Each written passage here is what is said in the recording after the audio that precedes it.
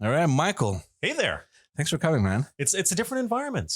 We're not driving around downtown Montreal. Yeah, I was gonna say that you are officially the first guest to come back on the podcast.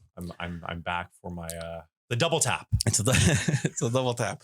It was in the car, right? I lost my podcasting virginity in your car. Well, there you go. And now you were so kind to invite me to your house. And I'm glad that you made it. What a gentleman, everybody. And you brought us a beautiful little bottle of wine. Yeah. Which cheers. Yeah, cheers to that. This is Pétale de Soyuz. Okay. This is a red wine from the Okanagan Valley. And it's like my second favorite. Well, he was like, you got your second favorite bottle of wine. As a second favorite, because my favorite is actually Osoes Arroz. It's like the grandfather of this bottle. Okay, yeah. But I'm too cheap to actually get that for you, so I got this one here. Are you a big wine guy?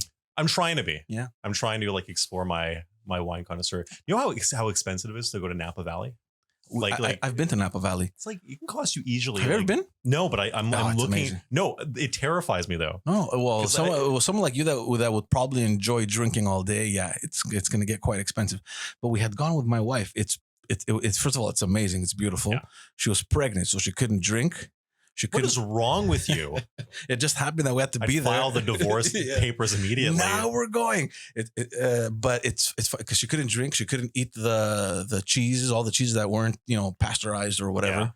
Yeah. So she was just eating nuts, the poor girl, and I was drinking and having cheeses. I'm like, babe, this is amazing. Yeah, I want to kill you, babe. Yeah. But no, I promise we'd go back. That's on the agenda. No, thanks for coming back, man. We had done the car ride during the federal election. It was a segment that I was doing just for the campaign. So yeah, that counts as the podcast. So yeah, you are officially the first guy to come back. It's good to see you. It's good to see you. No, how's everything? Things are good. I mean, finally caught up and I think de-stressed after the federal election. So I mean, for the people that are watching or listening that didn't know who Michael Forian is or don't know who Michael Forian is, rather. I ran as a conservative candidate in Montreal. And obviously, things did not go the way that I wanted them to go. Surprise. Yeah. But honestly, I wasn't, it didn't feel like I was taking one for the team. And I look back at it now and I say, like, listen, my chances were slim. But I did it anyway. And throughout the entire campaign, I had no regrets whatsoever. I did more than 40 media interventions and debates combined. Yeah, I was following, man. You were very, very active. There was one day, I had 5 debates. A little bit closer. Yeah. 5 debates in one day. And for me, that was just, it was overwhelming. We started at 7:00 in the morning doing a debate on transport and environmental needs. Who does debates at 7 a.m? I hope it was like Lavery Law Firm and Trajectoire Quebec. Yeah. So the transport environmental lobbyists. Nice. So they like to ruin lives. But I was happy for my life to be ruined that day. I think the candidates do just about anything from any party, and they're candidates are looking for FaceTime wherever they can. Yeah, but it must be nice that the party had kind of singled you out, especially for the Montreal debates. You were on TV, you were on radio, you were on all these campuses. But at the same time, singled me out. But I also had to raise my hand and say, hey, listen, you have a riding. Well, I have my riding, but at the same time, like when I'm hearing, that I'm getting calls or texts or messages from organizations outside of my riding, and they're saying, hey, listen, we've put in 3 or 4 requests into the party and to the media war room to get somebody for a debate that's coming up. And we don't have anybody. We've got no accusé de réception. Nobody's speaking to us. Can you please help us? And I've gone to the party and was like, hey, what's going on? And it's like, yeah, we have nobody for this debate. We really don't think it's important. I'm like, well, you know what? Even if it's 100 people in the room or 50 people in the room, they're going to speak to other people. It's important that we have a presence there. And I think the Conservative Party really needs to do a better job when it comes to getting in touch with communities that they may not be so comfortable with. And that was sort of me. That was me coming in and being, hey, I'm going to be your, the modern conservative, and I'm going to open up some doors you were maybe a little bit afraid to open before. And let's try something new. So how did people feel? What was the reception after did they look at you, the mean old conservative, or were they, for reaching out to the party? No, for doing the debate. How are the people? How's the crowd? A lot of them thought that I was some sort of, alt-right neo-Nazi in disguise. Isn't it funny how this is the unfortunate thing about the Conservative Party? It is very often and wrongfully associated with the extremism and alt-right, like you said, like nationalists, and it's unfortunate because when you think of a conservative, you think like some redneck chanting racist slurs in the street. Exactly. Whereas I'm LGBTQ positive. I mean, I'm somebody who is very into being pro-choice. I'm somebody who obviously will defend the rights of women. I consider myself a feminist, but I consider myself a fiscal hawk and a fiscal conservative. And I think, people they're willing to be open to, fiscal conservatism until you say the word conservatism. Yeah. And so it was annoying when I was doing like a it's debate. Kind of like a zap, right? Like, like they're listening to you, they're interested, but when the word conservative slides in, it's like, ooh, what just happened there? But you use that opportunity to educate, but educate in a respectful way and not an aggressive way. And I remember I did a debate on LGBTQ issues, and I had somebody come up to me and they were saying, you hate my community, you hate who we are. And I said, I am your community. I said, I'm either an advocate for your community or I'm somebody who's speaking up for your community. And, why would you? Anyway, it was very confusing and very hurtful. And I said, the only reason why you're saying that is because I'm a conservative. And I got applause in the audience because they're like, hey, you know what? He's telling the truth. Yeah. Because my positions weren't that much different when it came to a lot of the questions they were asking on LGBTQ issues or on, trans issues, than what the Liberals were saying or what the NDP were saying, because there was a lot of consensus that was found. Yeah. Maybe we didn't go the extra mile on certain policy points, but we had a lot of common ground and they weren't getting attacked anywhere close to the attacks that I was getting. Yeah, yeah. So, yeah, I say people need to be a little bit more open, but it's also our responsibility to educate and to maybe do a better job in communicating those values. But also historically, I mean, the Conservative Party has had a hard time breaking into Montreal. Yeah, it just seems like it's this wall impossible for them to climb over. I don't know if since the 80s, definitely. And the only way that we have they ever had any MPs out of Montreal? Yeah, like during the Brian Mulroney wave, he had people in Montreal. Yeah, we had a good few seats in Montreal. I want to say upwards of, I could be completely wrong, but at least like maybe 6 or 7 on the island or in the greater Montreal area. So there was great representation. The one gentleman who comes to mind is like Jerry Wiener, for example, who was a minister under Brian Mulroney. Mm-hmm. He represented Pierrefonds. Okay. So somebody who's like widely respected in the Jewish community, somebody who's, looked upon as a progressive conservative, but a conservative nonetheless. So I think that was pretty cool. Now he's taking pictures of me while that's filming over there. Yeah. This is for the gram. I forgot to take the gram. He forgot about the gram. I'm interrupting the conversation here. Don't worry about it. Okay. Yeah. You want the glass in there? There you go. Those were the glory times of the Conservative Party, right? In Quebec. The early 80s. Yeah. Yeah. And I think that the only real resurgence that we sort of saw and that we keep on seeing sometimes is with the Jewish community, where, you look at the time in 2011, where we had Solly Zeidel going up against Erwin Kotler. It came within a few percentage points of the Conservatives actually being able to take that seat, something that had never been done even during the days of Brian Mulroney. I think you have to go back to like the 1940s to see like there even being a real competition between the Liberals and the Conservatives in the riding of Mount Royal. But now it seems as if it was more, especially after this election. We had a great candidate there, David Torchman, who's he was on the show too. He was on the show. Yeah. Côte St. Luc city councillor and just a stand-up guy, like a really like somebody who I became really close to during. And he's a municipal councillor there, so he knows his stuff. Yeah, he knows his stuff. He knows his community. He's a hard worker, and he's somebody who knocked on those doors day in and day out. The problem is that I think for a lot of people there, they were voting for the Conservative Party, but they were also voting for Stephen Harper. Yeah, as Stephen Harper was such an advocate for the state of Israel, an advocate for the Jewish people, and for the Jewish diaspora. And that was something that really, it tapped into them emotionally. And now with him not so present in the Conservative Party anymore, I think that support is sort of waning here. It was a tough campaign, and I'm glad that you're here because I practically harassed you to come here. And I came here with pleasure. I came here with gifts. No, for sure, and I appreciate it. But you were right in telling me to wait a bit, because there's a leadership race, and that's exactly what I wanted to discuss with you. And you're telling me, look, let's just wait a little bit. There's stuff that's going to come out. There's more information. Let's just wait a little. And you were right to keep me waiting there, because in the last month it has slowly started to take shape. Yeah. But before we get on to that, it's interesting for the people that are listening or watching to kind of go back, because I feel like during this leadership campaign, we're going to be hearing a lot about the reform, the progressive conservatives. So I think it's important to just get people on the same page, right? Because I feel like those two parties' dynamics are going to start resurfacing with this campaign. I feel like when Andrew Scheer came in, he was kind of like, the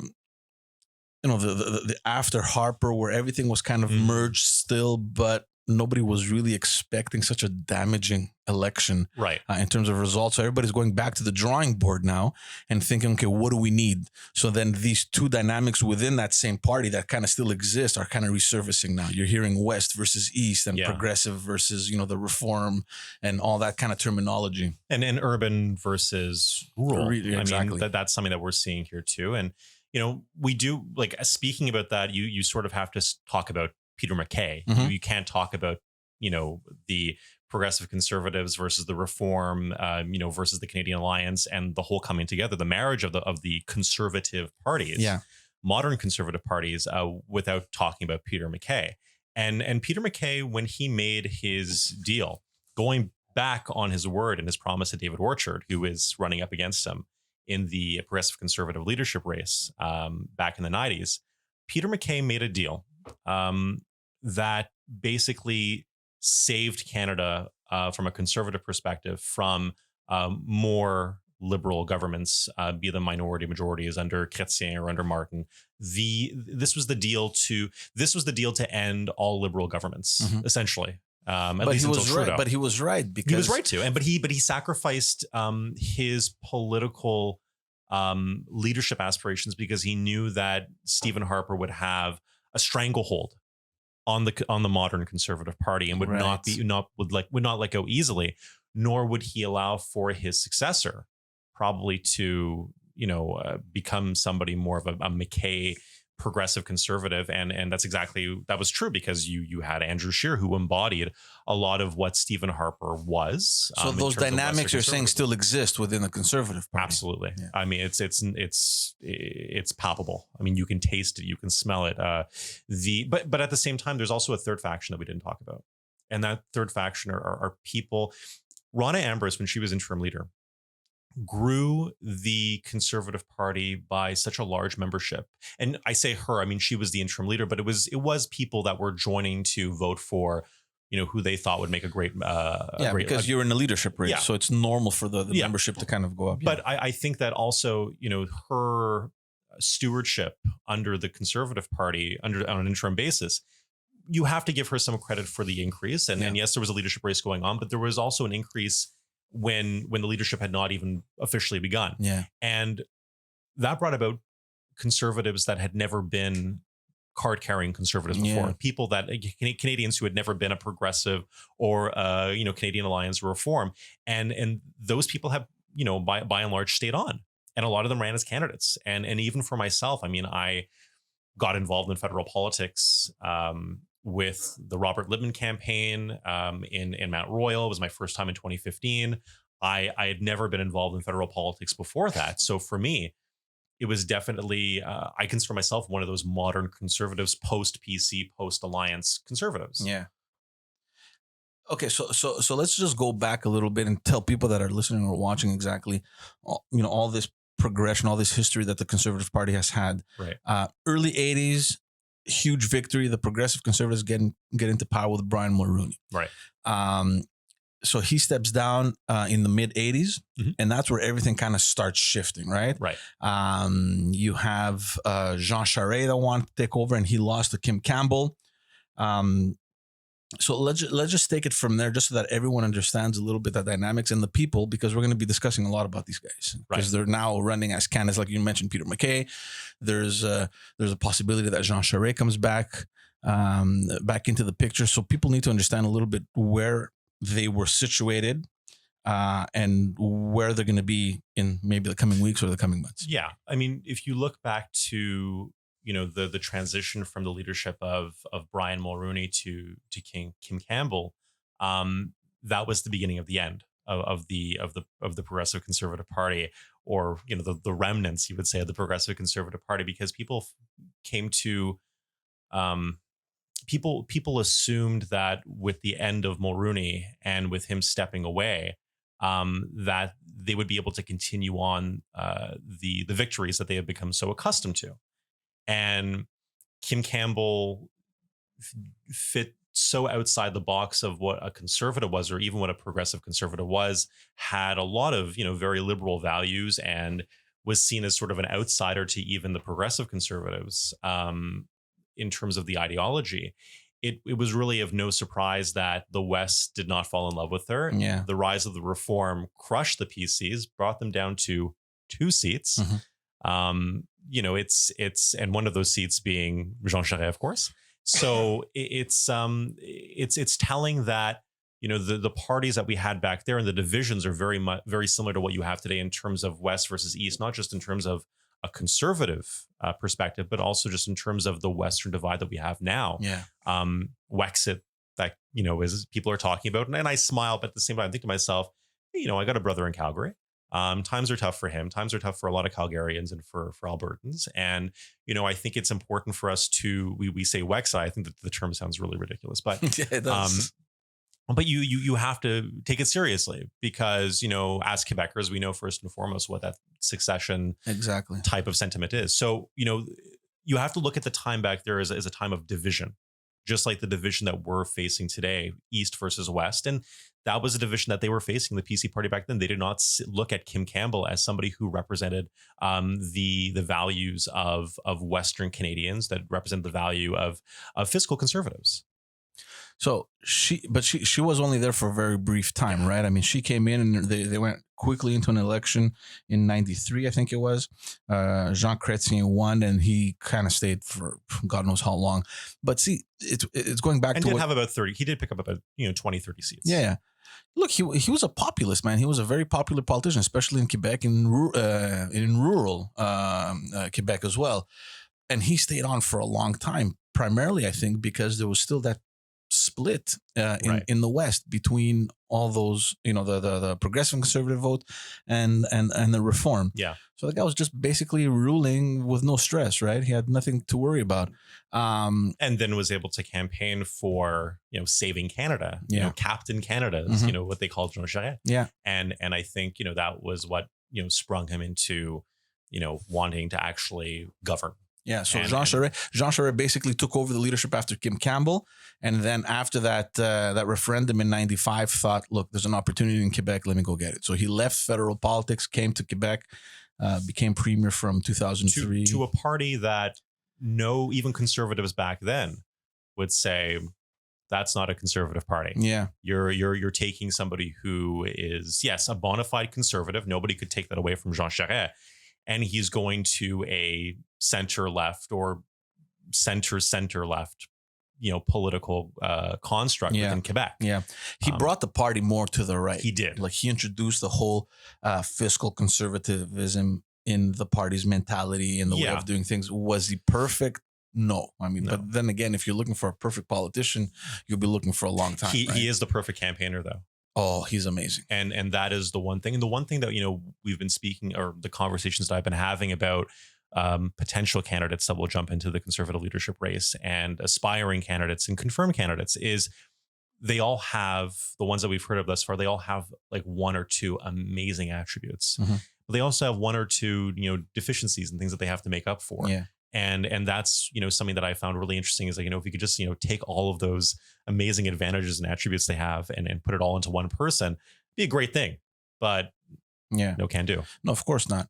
But no, he changed the Liberal Party of Quebec greatly. When did you start politics provincially? You had mentioned during the car ride. It was just before 2050. It was with Jeff Kelly. It was with in 2014. In 2014. And so it was after Jean Charest. It was after the Jean Charest. So you didn't live that era. I lived the era of covering as a journalist, because I was at CJ80 when I was you working didn't there. live the enthusiasm as a militant and as a liberal. And when I went to the Conseil Général, the general council meeting of the with hundreds and hundreds and hundreds of members of the PLQ right before the 2018 provincial election, Jean Charest was there. Yeah, and that was a taste of what you would have experienced. Yeah. And I mean, the enthusiasm, the crowd, people screaming and chanting Charest, Charest. He was very, he still is. For me, he's probably one of the most charismatic politicians that I've met. Yeah. I came in 2007. So obviously it was under his leadership. He had this way of adding value to every single person, whether you were a cabinet minister, whether you were just a regular member of the National Assembly, even if you were just a staffer, you felt so empowered and valued with Jean Charest. And I think that's pretty much what got the people so excited all the time. When he was in a room, he was just electrifying, man. It was, and it was whether, even if you were, at my time during his reign, I was a journalist, that he made you, when he was speaking to you, even for those 5 or 10 minutes, you were the most important person in the world. Yeah. And that was that feeling. Not many people, let alone very few politicians are able to make somebody feel that way. But Charest still has it. And even when I bump into him in downtown Montreal, I mean, Michael, how are you? He remembers names. He remembers faces. He makes you feel important. He remembers the last time you talked. Yeah. And you can pick up a discussion with him 6 months before, and he knows exactly where you left off. Look, the guy's been in the game since he was like a kid. Yeah. You know what I mean? He was born to do politics, and he knew it, and he did it from a very young age. That's all he's known, right? Right. Very, very talented. There's actually a little story. I remember back in 2000 and I think it must have been maybe 2010 or 11. We were gearing up for that campaign in 2012, and there was like an internal competition with the party. Right. Whoever could raise the most membership, I can't remember how long it was, we were going to get not money. Well, we had those competitions too. Yeah, whoever could bring the most envelopes. Yeah, exactly. Whoever could bring the most members. Your new viewers at UPAC over there. The UPAC is looking in. We were going to get the prize was to get Jean Charest for an event. It could be any event we won, and we ended up winning. Get out. Yeah, we ended up winning. We destroyed it, the membership. We went close to like 1,000 members. It was ridiculous. Yeah. So we had an annual brunch that usually brought in around 320 people, which was pretty good. That is a very full good. room, Yeah. So they're giving us Jean Charest. They're like, okay, you're going to get him. Let us know the details, blah, blah, blah. So we're announcing it to people and we couldn't say the premier is coming because at any point in time, something may happen. He may have to cancel. And that's the most embarrassing thing you could ever be faced with. His team told us, look, you can't mention that he's coming. Figure out a way. Just make sure you have people. We knew we were going to have people regardless, but we wanted to just explode it, right? So we're telling, look, we may have a very big surprise, a very special surprise. So that was the line, right? Wink, wink, nudge, nudge. Everybody knows. The place capacity was 320. Past that, you're illegal. Like they have to bring in the cops, or I don't know what they have to do, but they were like over 400 people. Yeah. It was like standing room only. The guy walks in. The room just explodes. Oh, he's a rock star. The guy took a good 45 minutes. He went everywhere, all around the room. And it honestly felt like he knew every single person personally. Yeah. And that's how people felt after he was gone. They're like, oh my God, the guy, we had a conversation, this and that. That's the kind of person that the leader that he was. Now, or still is. Let's be very fair though. Yeah. You look at his successor, Philippe Couillard, and that was it was maybe the complete opposite. You can't compare. Because one is a very populist person. One is like put him on the ground and he's king, right? And the other is much more in his mind, right? Yeah, it's like, he's okay, very Cartesian. Yeah, what do we need to do? We need to get from point A to point B and let's get it done. And he did it, right? I mean, we got a lot of heat for it, but look at everything now. Quebec is at the best position that it's ever been, at least in recent history. And it's all because of the difficult decisions that he had to put in place, right? So that's the kind of politician that Philippe Couillard was. But obviously, in terms of, the personal interactions and his his charisma, and I met him personally. He's a very funny guy. He's a cool dude. I actually sat and we had lunch with Philippe Couillard. It's just that the impression that he gives is not the same that Charest, because that's how he is naturally. There are some people that are good in crowds. Yeah. There are some people that are good one-on-one. Yeah. I would say Couillard is much better one-on-one with people, and he has that, and it's natural. He's a doctor. He's somebody who's had to go and break, good news and sometimes really, really bad news to patients. And you see look, that. it's cutthroat. It's bam, bam, bam, bam. It's very mechanical. And I'm not saying it's a bad thing. Is it the best thing in politics? People can judge, but at the end of the day, he got the job done, right? He didn't stay there because, like you said, maybe he was missing the qualities that Charest has. I think talking conservative politics, now we're going to provincial Quebec politics, but very quickly, like on that, I think it's because there was less feeling. People didn't feel anything from Couillard's government. People didn't feel engaged. They didn't feel motivated. And I think, you look back at 2014, a lot of people say that he won by mistake. He won because PKP thrust his arm into the air. There was a lot of factors. In independent Quebec. There were a lot of factors, but people think that 2014 was too early for him. Because don't forget 2014, and we had this conversation with David Durtel, who was here in the previous episode. We started that campaign and we weren't ahead of anything. Nope. We were scared. We were ahead of no one. we were afraid. And like you said, it was pick up his fist that did everything for us. And especially in our riding, where it's very multicultural, multi-ethnic, whatever you want to call it. The fact that we had the Charter of Values to work with, we had suddenly a question of a potential separatism, referendum coming with pick up his fist in the air and everything. It was as if the stars were aligned for us. We had the best majority ever in that campaign. So there was different factors that worked in to help us in 2014. And it's politics, right? You win some, you lose some. The 2018 campaign was just brutal. Yeah, brutal. I felt that a lot. Oh, Jesus Christ! You felt it more than anybody. You were a candidate. Look, I was running, but at the same time, I had been there a long time, and for us, and I can't generalize this feeling, but for a lot of people, including myself, losing is just part of the deal. It's part of the game, man. Oh, I know exactly how that feels. So, I've now done it myself. You felt it exactly, but even while I was running, even before the election started, you always think, look, man, we can lose. We're all in or nothing. And still today, there's people that I talk to that are still bitter about losing that election. No, they still haven't gotten over it. I'm like, guys, man, come on, wake up. It's done. You realize the mistakes. You make sure you don't make them again, and you move on. Absolutely, and that's how I felt. Like from day one. I'm like, okay, look, let's pick it up. What did we do wrong? Let's get together. Let's let's regroup, and let's do better next time. We had that exercise in terms of a postmortem, and I think we had, for the Conservative Party in the past little while, the best postmortem. I heard it was brutal, man. Scheer came to Quebec, and it was just. I was in the room in Montreal, and I was getting strummed by journalists walking out, and it was a nightmare. It was a horror show, absolutely. But it was the best postmortem in terms of everything was put on the table. Yeah. You got to see how the sausage was made and where it went really wrong and where you found the listeriosis. Yeah. And it was really bad in terms of what we found, but it was a really good operation. And John Baird, a mentor of mine, a friend of mine, was able to, preside over that report and work on developing the report and submitted it to Andrew. And I think that the next leader who is going to receive it, because it's only being shared with Andrew and then whoever becomes the next leader, is going to be able to use that to their advantage, real advantage, because he spoke with every major organizer, candidates, person who was needed to be spoken to after the election. And I guess that's like you said, I think it's important, even if it's brutal, at least it's the honest truth. Yeah. You know what I mean? Look, this is what it is. There's no bullshit. Yeah, exactly. You have everything. You have a real picture of what went wrong. How do people feel? And let's not repeat that mistake. Yeah.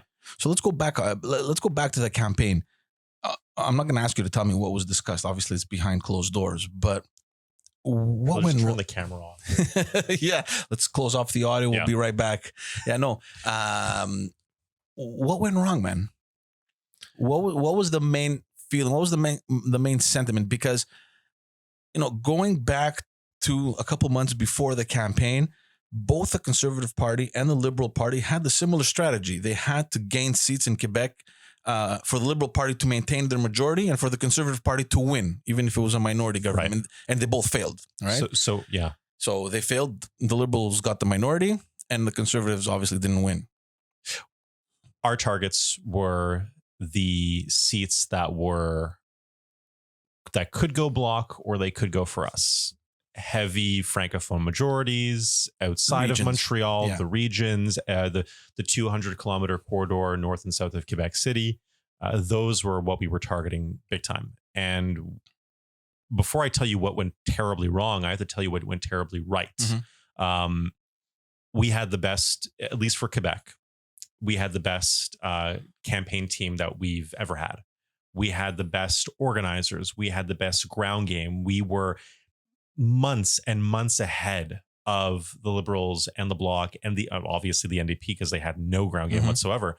We were ahead of everybody in terms of naming our candidates, getting our policy out there, knocking on doors. We knocked the most doors. I mean, we knocked like crazy. We knocked that there was no tomorrow.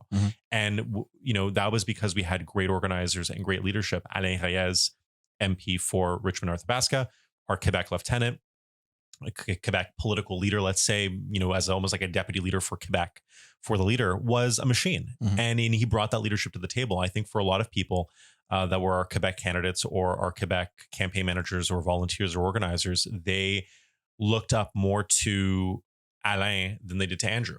And they were more inspired by Alain than they were by Andrew Scheer. Not to take anything away from Andrew Scheer, but that's why Quebec is so important. And you need a Quebecer to be able to run Quebec. And it's always a fight every election for the Conservative Party. Do we let Quebec do their own thing in terms of, their own message, their own ground game, their own leadership, taking over that campaign in Quebec, and they're responsible for their own thing? Or do we make it part of the campaign silo, the campaign megastructure, and Quebec is just another province? And every single time they have this debate, and it's a debate that happens every single time, Quebec always wins. And Quebec gets, and that's a good thing. Quebec should have that. Now, here's what went terribly bad. Everything was going great for us in Quebec ground-wise until Andrew Scheer came to Quebec. Or until, the Liberal Research Bureau in Ottawa dug up a tape of Andrew Scheer from 10, 15 years ago.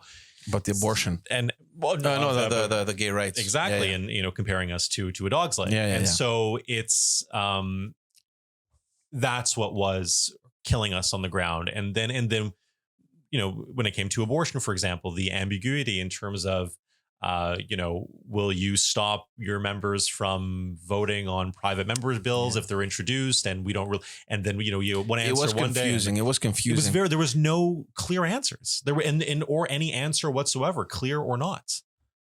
Yeah. And the Liberals, and you got to give it to the Liberals. They did a great job in banging on that nail, right? Consistently. We were giving them the material. It's like, here you go. And I like think if you sorry to interrupt you, but if you think about it, I mean, the fact that 2018 started off on such a bad note for the Liberals with the whole Wilson-Raybould thing, the SNC affair, and then the campaign starts just weeks before you have the whole blackface thing that surfaces, and people were thinking, that's it, he's done. It's done. Right. Like, how can you lose a campaign when you have that? You know what I mean? Like, it's gold. Look what I have. I honestly, it was one of these campaigns where I was like, with my mouth left open, I was like, what the hell just happened? Then again, how could the preparation not have been there? Right. And like, how do you not know that Andrew Scheer has dual citizenship? How do you not know that but Michael, these things are easy. I mean, okay, they dig something up, find the reply, and give the answer. Somebody like you and me, yeah, we're political operators. We know how this works. We would have asked these questions, or we would have been like, hey, this is important to state. Andrew Scheer, for example, like, had he lied on his, candidate document, his candidate application form about his citizenship, he wouldn't have been a Conservative candidate himself. Yeah. And I think that's really important to note, that, we need to also ensure that, because this is the problem that every party has. They look at their leaders as some sort of deity. They're a demigod, and they feel that, the leader, they don't really have the same standards. Or no, you have to, if you want real leadership has to follow the same thing every other candidate does. Yeah. And that includes doing the application form, doing the background check, things that you would think are really, of course, the staff, when you have a bunch of yes men around you, we don't want to offend the leader. We don't want to make him uncomfortable. We don't want to waste his time, whatever. Yeah. But if you don't ask these important questions, it's going to come and bite you. They're difficult questions. They're difficult questions, but it will save your ass in the election. Yeah. And in this case, this is what happens when you don't. This is the prime example. Yeah. But in Quebec in particular, in everywhere we did poorly, the GTA, Quebec at large, every urban center that we wanted to pick up, and even like in the suburbs where in Ontario, we're like, there's no way we're going to be losing at Lisa Wright's seat against Adam Van Couverden. Yeah. She's, so respected and so progressive and, is that PC type candidate. It was, not knowing where the leader stands on abortion. It was not knowing where the leader stands on gay rights. Andrew has no problem with gay people. Andrew invites friends of mine to his house, gay couples, to eat with his wife, Jill.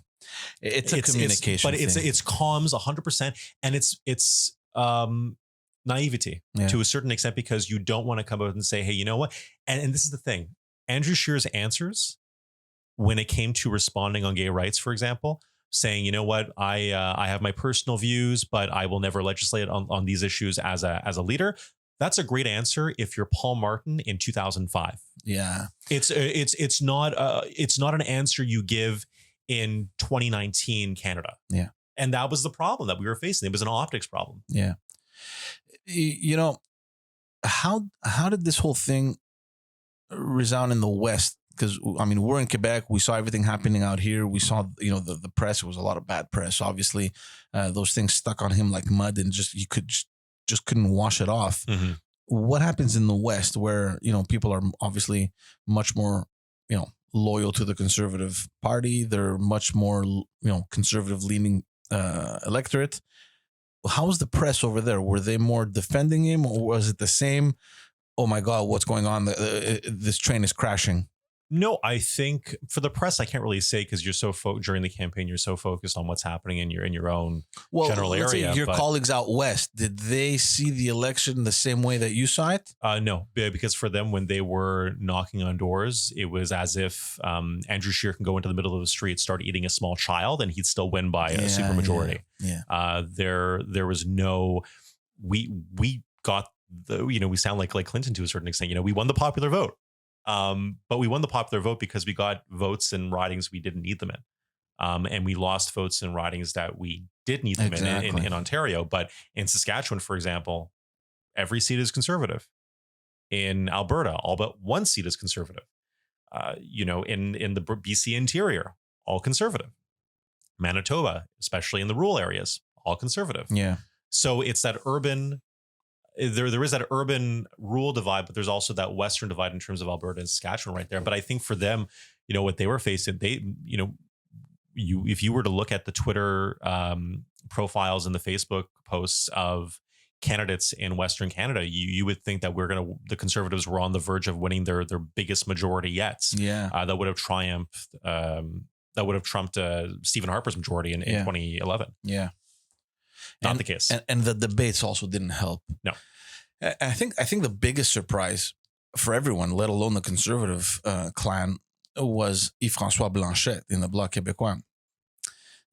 This guy came in the beginning of 2018, very little hopes. I obviously knew the guy because he was in the National Assembly. I knew him too.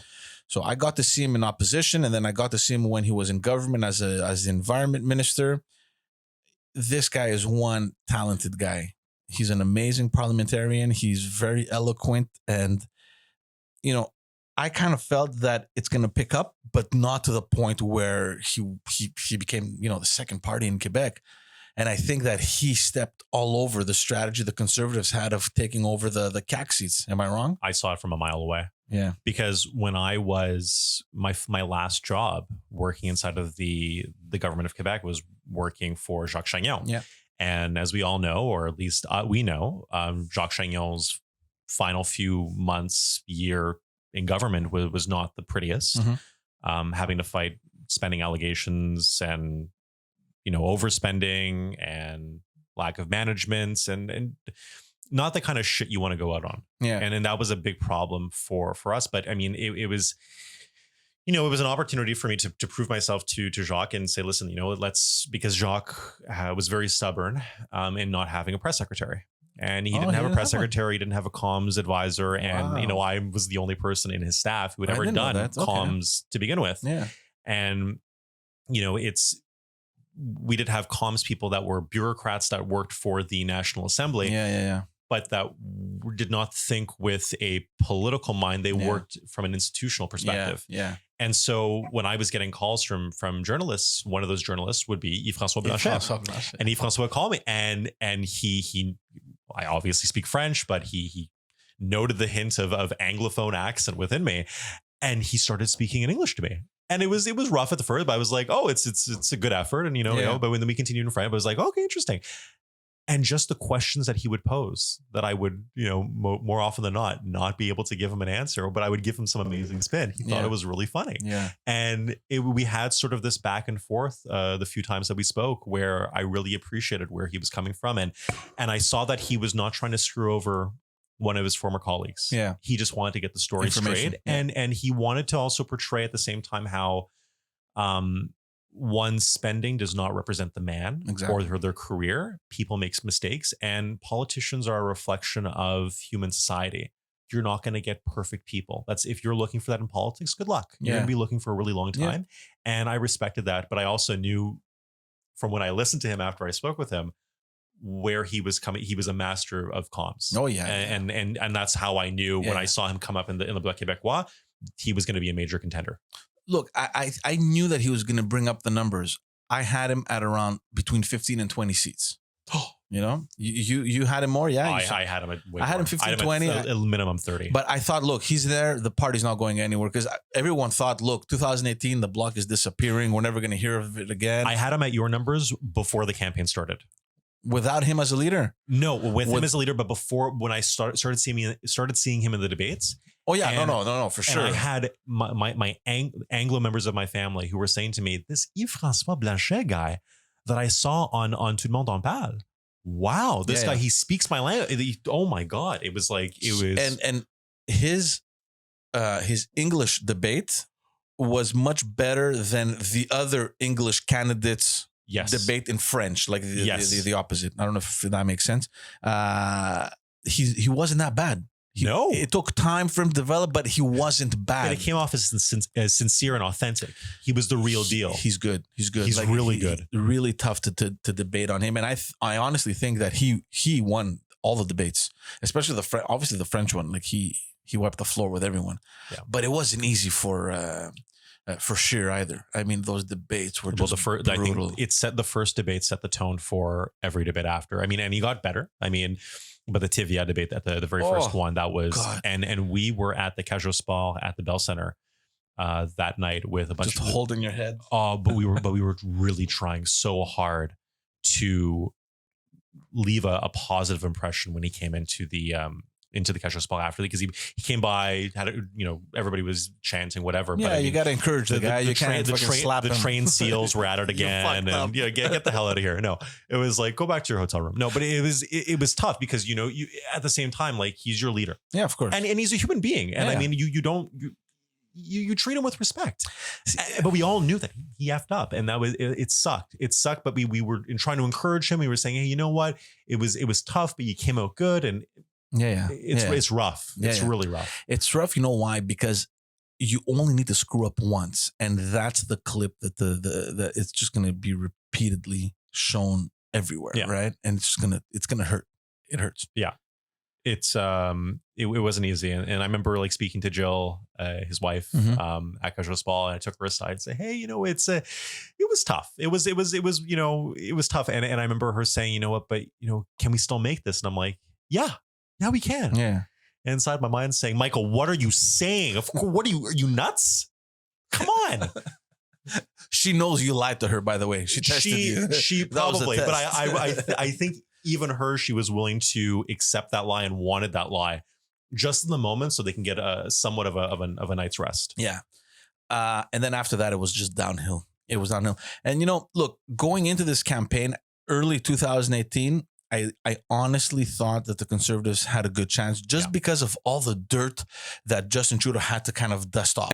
And I thought there's no way that going into this campaign, this thing's not going to come back to hurt him. Yeah. And number two, and more importantly, there's no way that the Conservative people aren't going to prepare adequately to attack him on those same issues and just destroy him during the campaign. And in addition to that, the third point was that the CAQ had just won provincially, and all he had to do was just follow that path, because obviously, considering the fact, if we consider Legault to be a more right-wing party, you would logically think that electorate would kind of follow suit and vote Conservatives. And I think that's what the strategy was until Yves-François Blanchet came in the picture and just completely, he just said, look, whatever Quebec wants, I'm good with it. Right. And all that vote went to the bloc. And I think it's tough to try to sell Quebecers on somebody who leads a party that is not from their province, first and foremost, and doesn't speak their language as fluently as the guy who is from their province. Yeah, but Harper didn't do that bad as well, and they respected the fact that at the end he had made, like, his French had gotten much better. So they saw that, and I think people in Quebec appreciate that. But the thing is with Harper, like, even before leadership and before he became prime minister, Harper took the effort to go to Jonquière, for example, and spent 2-3 weeks living with a family up there, with his family, and doing this sort of, live-in French program that was essential to him, being able to, speak French without having to read it off a piece of paper. And if I hear one more leadership candidate for the Conservative Party tell me that they're bilingual because they can read off a piece of paper, not good enough, French words, I'm going to scream. You can't do that. But that's, and that's what qualifies for I'm bilingual outside of Quebec. And people think that if you're able to read the words on a piece of paper bilingual and not understand F all, that you're a qualified bilingual Canadian. And it makes me want to rip my hair out. So you think it's essential for the next leader to be bilingual? Yes. And bilingual, but at least, listen, they may not be as fluent as an Yves-François Blanchet or Pierre Poilievre. No, but at least communicate effectively. Yes, and but need to be able to respond in not the general election debate, but in this debate coming up. We're going to have French language debates that are coming up in the Conservative leadership election. It is going to be important for them to look into the camera and look into the voters in front of them and respond effectively in French to, not with prepared lines, but to what they're being attacked on in French as well. Yeah. And if they can't do that, forget about it. And that's why, looking at the current slate of people that have said, I'm in, I'm sort of in, I'm thinking about it, I'm returning phone calls, whatever, in terms of, them wanting to run. Peter MacKay is this stoic figure of progressive conservatism, and is somebody, the guy who took the bullet so that Stephen Harper could unite conservatives. But his French is borderline non-existent. No way. I didn't know that. I thought he was bilingual. No. The guy isn't, because for everyone listening and watching, I mean, he's not coming out of nowhere. Obviously, the guy's been in government for a long time, and he served under the Harper government under several cabinet posts, right? So I was convinced that he knew French. His French was better when he was in cabinet. His French was better when he was serving under Stephen Harper. Well, yeah, because you have all this staff that surrounds you, and they prepare you and they brief you, and like even if you're in Ottawa, which is like predominantly English, even if you're in Ottawa, the French is more spoken in Ottawa than it is back in Central Nova, or now he's living in Toronto. I mean, Ottawa still has a French flair to it to a certain extent, and you do get courses paid for by the government for ministers and for MPs to be able to learn French or learn their second language if you're coming from Quebec and don't know English, for example. Those are there, but Peter came to Buffet-Foulam in Boucherville, which seems to be like a hot spot for conservatives. I It's like that's just we need to really up our standards here. That's just so random, man. Yeah, I don't know. It's like it's no bueno. As I'm going there in the metro, and I'm looking up on Google reviews all the like the complaints and the notices sent by the government of Quebec for like tons of food and health and safety violations. I'm like, oh, this is the perfect spot for a conservative get together. That's so funny. Boy, am I happy. And so I get there and I'm like, I don't know Peter MacKay from a hole in the wall. I've met him never up until then. Like I'd never met him in my life. And he comes in and, you know, me being me, I'm like, bonjour, comment allez-vous, Monsieur MacKay? Ça va bien? And it's like, he tried, he really did. But you could tell that, hey, when you're working on Bay Street and working as a corporate lawyer in Toronto, and you've been away from Ottawa for so many, it's you're not speaking French, and that's a problem. And here's the important thing, but let me just say, it's a problem that he can fix, and that he's doing 2 hours of French every single day. This is what his team tells me. Yeah. 2 hours of French every single day. His wife is forcing him to speak French. That I don't believe. Yeah. I don't believe that his wife, who is a French speaker, but her French it's okay. I don't believe that she's speaking to him in French every single day.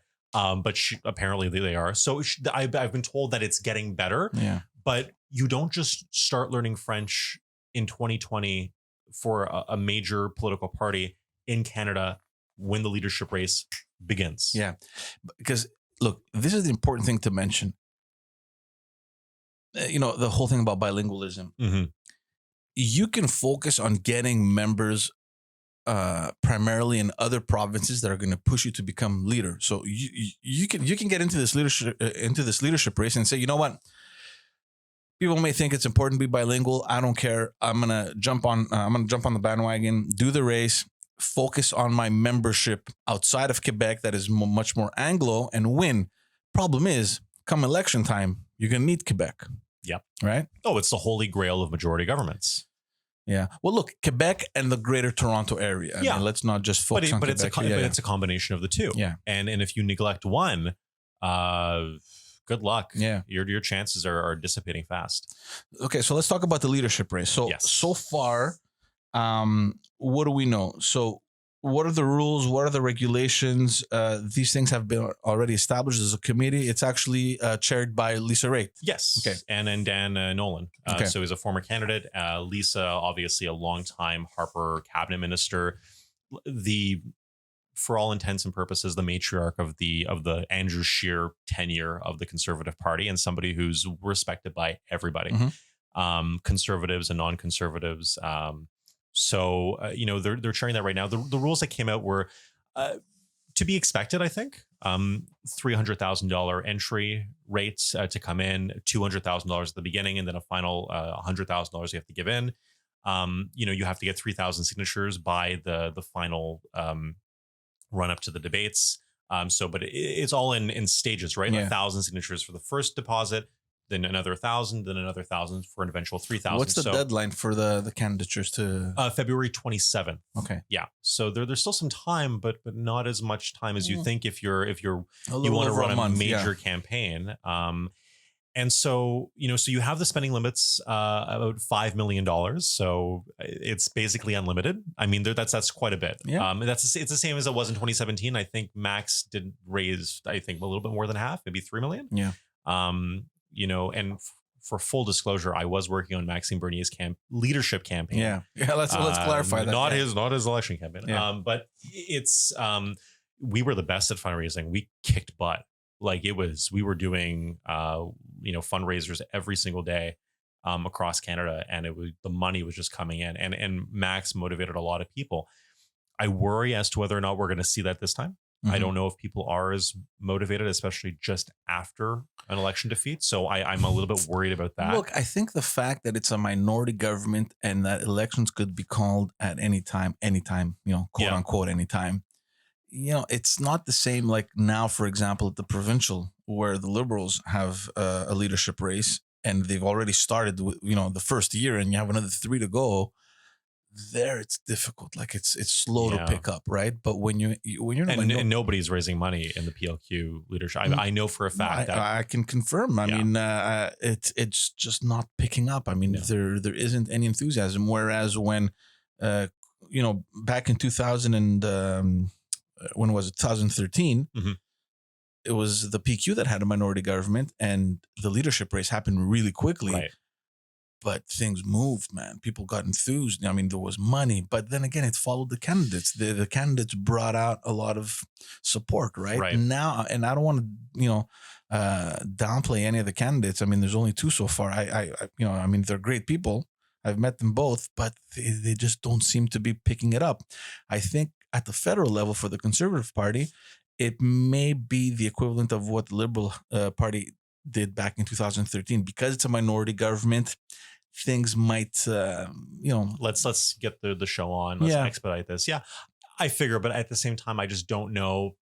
Speaking to people on the ground, people are still really upset because you have to understand, like, Andrew left us in a position where he was telling people and telling the media 3 days before, we're in majority position. The Conservatives are going to be forming a majority government on October 21st. And people were like, oh my God, this is amazing. Like, Andrew Scheer is saving the day. His campaign is saving the day. And October 21st came and it was anything but that was the false hope. And I think that really annoyed a lot of people in that sense there. Yeah. So looking at the field right now, so $300,000 entry fee, that's higher than it was in 2017. It was only 100 back then, 3,000 signatures, but that's honestly pretty easy to get. And if you can't, raise that money, to be honest, and if you can't get 3,000 signatures from across Canada, you shouldn't be running. Yeah, you shouldn't be running. It's fair and square. So, but you look at the deadlines to actually get in right now.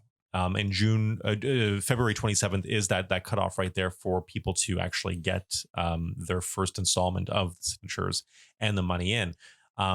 This is really what people are looking out for, because we're as much as we're hearing about people like Pierre Poilievre, who recently did a tour here in Montreal. We're not talking about people like Rona Ambrose, or at least we're waiting to hear from what she's saying. And then media reports come out saying that, she's not running at all. And then I speak to people who are like, speak to her every single day and saying, yeah, she's taking her sweet ass time and she can afford to, because if Rona wants this, she can win it. There's no question in anybody's mind in the Conservative Party, from a conservative strategist for decades, or somebody who joined last year the party, that Rona Ambrose could own this party if she wanted to.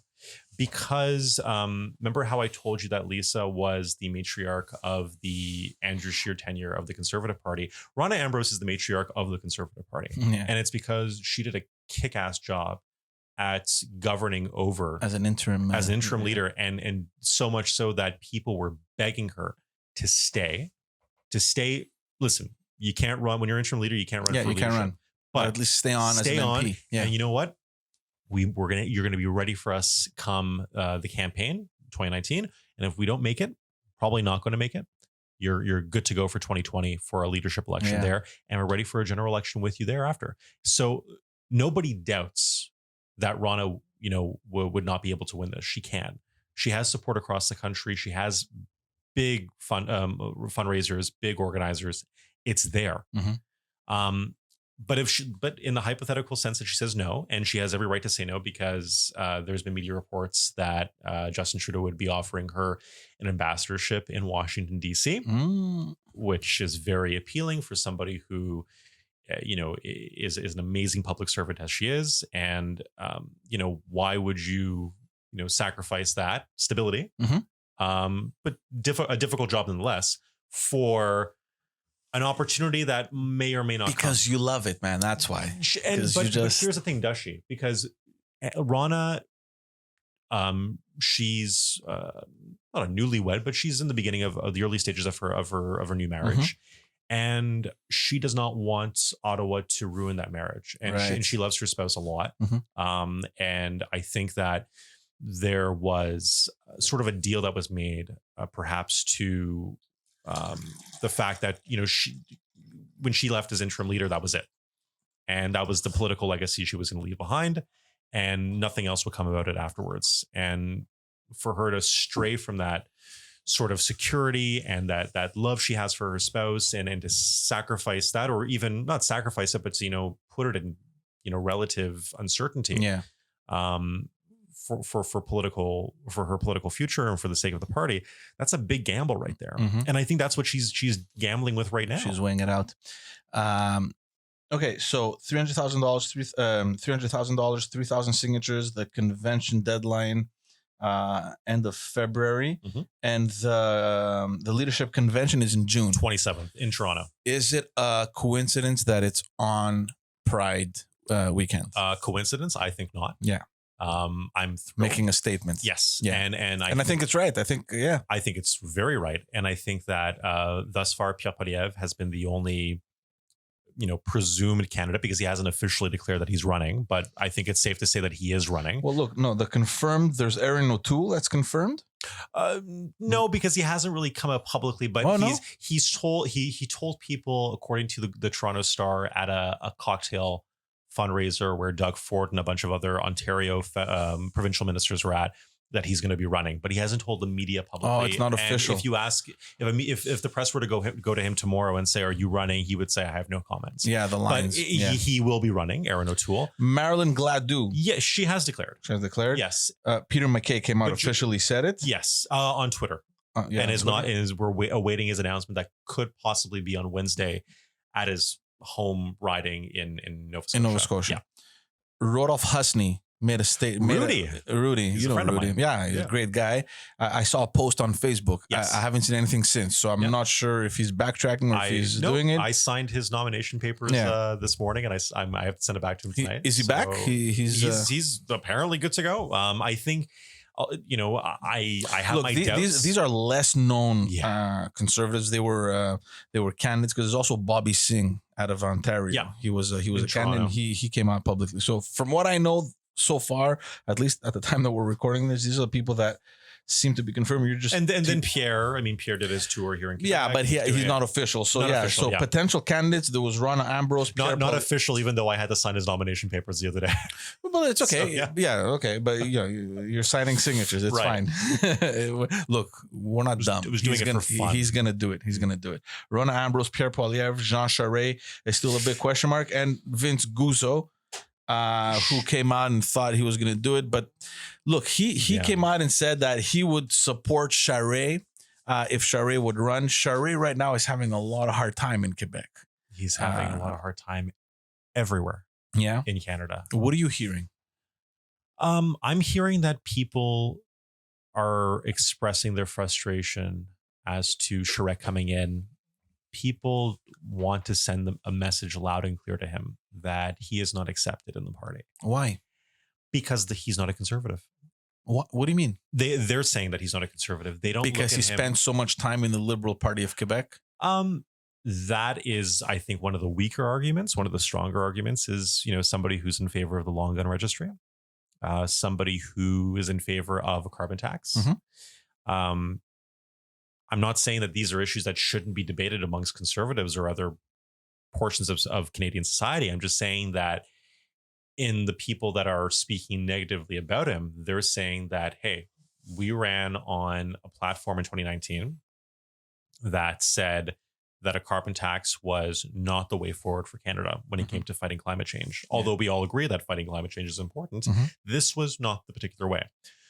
Where we believe that hunters and gun owners were not the enemy, that criminals and gang members were, people that we had to target, but, trying to put more legislation on or regulations and red tape on people that, legally own guns and firearms is not the best way to target criminals, because we all know that criminals at the end of the day are not going to start following the law just like that. Mm-hmm. So I think for a lot of conservatives, they're frustrated that somebody who has more of when it comes to ideology, closer ties to the Liberal Party of Canada than the Conservative Party. Okay. Is, even though I know for a fact that Jean Charest is no fan of Justin Trudeau, but he's not a fan because of inconsistencies in policy. He looks at Trudeau as a weak leader. Mm-hmm.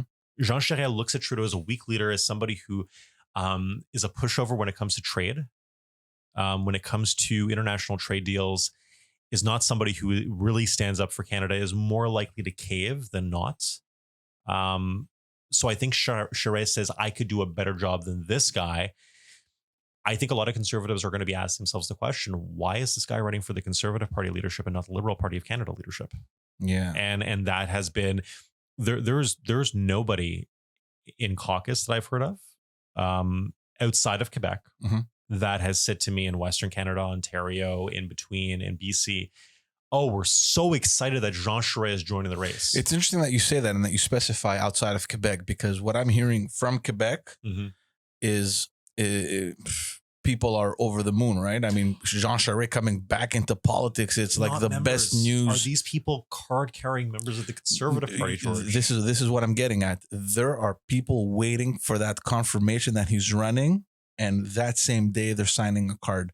I've spoken to a lot of people that are organizing, that are trying to make phone calls, get the team in place and all that. This past week, it's been silence because of everything out in the media about, that whole allegations of corruption, exactly, and an ongoing investigation. The investigation, yeah. But there's a lot of people that got excited when his name. This is what's funny. I was at the event. It was your boss that organized it. Carolyn Mulrooney was here. A friend of mine had a table. He had an empty seat. He goes, "You want to come?" I'm like, "Sure, no, why not? I have nothing else better to do." So I went. It was a great event. I heard it was fantastic. It was good. It was good. I felt out of place, obviously, but regardless, there was a lot of friends. Everybody. What I was interested in more than anything was, the little whispers, in the corners. What are people talking about? There's a leadership campaign coming. Where are people situated? What are they doing? How they're organizing? So I met a lot of friends in the Conservative Party, some senators, some former MPs and all that stuff. Jean Charest's name wasn't even mentioned. Yeah. It was kept so, secretly.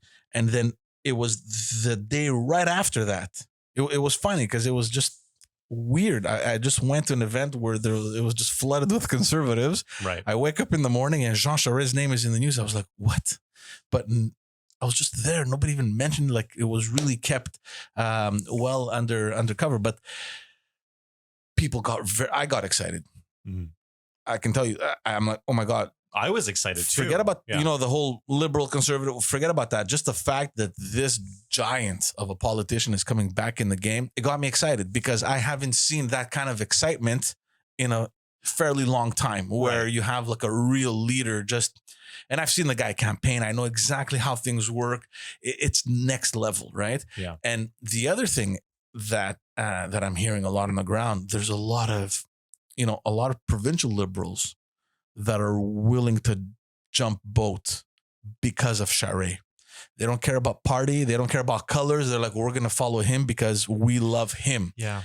And a lot of key organizers. Yeah. But I think that's a huge problem for political parties and for political convictions when you're willing to just jump for the sake of a person. Political parties have to go, and Stephen Harper really tried to push this into the modern Conservative Party by saying that political parties need continuity. Leaders do not offer that. And leaders should ensure that political parties stay attractive to Canadians, but that the leaders are not necessarily the reason. It's the ideas. For sure, it's the foundation. But that should be the bedrock of why you join a political party and why you're motivated to campaign for a political party. To be very frank with you, I don't know one current member of the PLQ caucus here in Quebec that has conservative values apart from maybe Carlos Leitao, to a certain degree in terms of economics and whatnot. But I would not see anybody jumping because they were. I would want to ask the question: would you jump if it wasn't Jean Charest? And I'm sure they would say no. Yeah. And I think that's really disappointing because I think that you need to be engaged more so than just the leader. But you know what? I'd love to have a lot of these people if they had conservative values, if they believed in fiscal responsibility. Yeah, I just found that amazing that that conversation was being had, right? It was like, what? He's coming. We're doing it. I don't care. It's Jean Charest.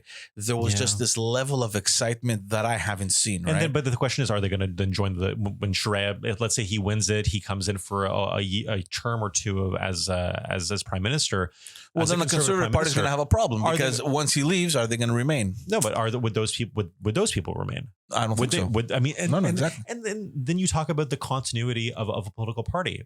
Continuity is not when the leader goes and everybody leaves. Continuity is meaning that people stay when the leader goes. I agree with you 100%. I'm just telling you what I'm hearing on the ground. The other thing that is really interesting for me is that there is a lot of people, maybe not a lot, but quite a few staffers in Justin Trudeau's cabinet, in his ministers' cabinets, and even in his MPs' offices, writing offices, etc., that went to the federal Liberal Party from the PLQ, from the provincial Liberal, and all of this crowd came into politics under Jean Charest. You know what I mean? And I'm hearing a lot of people that are starting to feel, well, maybe not this week there. Very awkward. But when his name came out, I can tell you that there's a lot of, there's a shitload of people working right now. Where does your loyalty lie? You know what I mean? Yeah. Working right now for Liberal members of the I would see a lot of them wanting to work under Jean Charest, even under the Conservative Party, then stay on with Justin Trudeau, because the lack of leadership under Justin Trudeau is so evident, and the lack of anything of any substance whatsoever, where if you could get Jean Charest, just like I think a Tom Mulcair to a certain extent, although Tom Mulcair certainly less, they could fit into almost any federalist political party. Tom Mulcair, for example.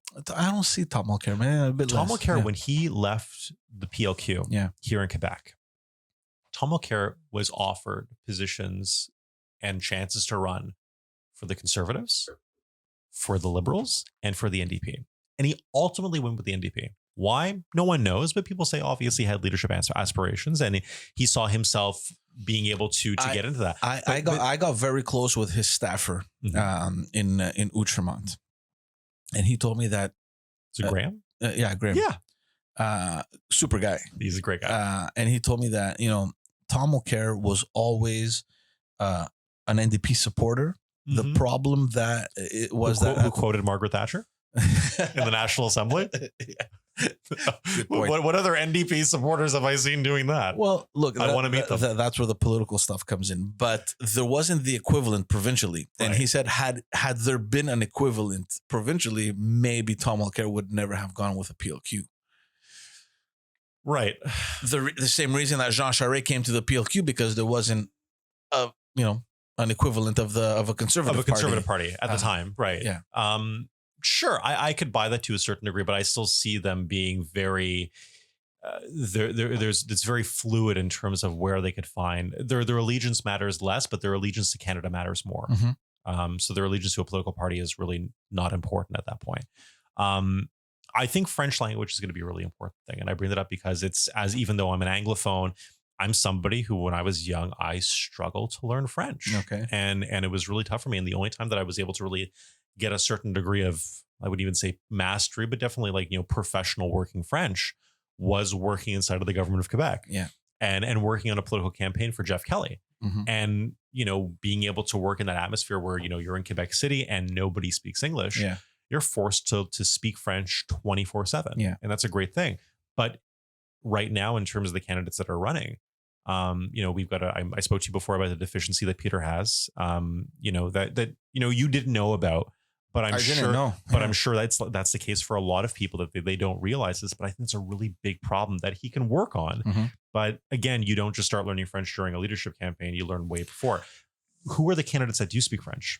Pierre Poilievre, I think, speaks French. Does Aaron O'Toole speak French? That is the prime example of, I'm able to read off a piece of paper, French words, and I am now considered bilingual. Pierre. Now, here's a story about Pierre, and this is a really good story. Pierre. What about Rona Ambrose? It's better right? than Peter's, but it's not as good as Pierre's. Yeah. But Pierre's French, and I mean, it's not perfect, but No. it's good. No, It's look, his French is better than Yves-François Blanchet's English. Oh, by far. Yeah. But the thing is, Pierre can construct a reply to an attack. Just like that. Honestly, I didn't find him bad because he did a tour in Quebec. He did Mario Dumont. I honestly didn't find him bad. Mario Dumont, he did RDI. He did. I didn't do 98.5. 98.5 wouldn't take him because they said you haven't declared yourself. And they actually made a whole thing about this on the with Paul Arcan? No, with Arcan. And Arcan had that guy doesn't mess around. Yeah, but man. Arcan was pissed on the radio. He was saying he did a whole segment on going back and forth with Pierre and his team. And it was basically like, this guy is being like, he says, you either come on my show and declare your candidacy on my show, or you don't come on at all. But you come back on when you do declare, and he wouldn't take him on. But I'm sorry, but he's right. Of course. I know. But every campaign tries to their best to put their guy out there and whatnot. But here's the thing. Pierre, French last name, but he's adopted. But his father, Don Poiliev, is a Franco-Saskatchewan, now living in Alberta. Pierre was raised in Alberta, in Calgary, and moved after finishing his bachelor's at the University of Calgary over to Ottawa to work for Stockwell Dam, and then eventually I think he worked also for Jason Kenney, before running in a nomination race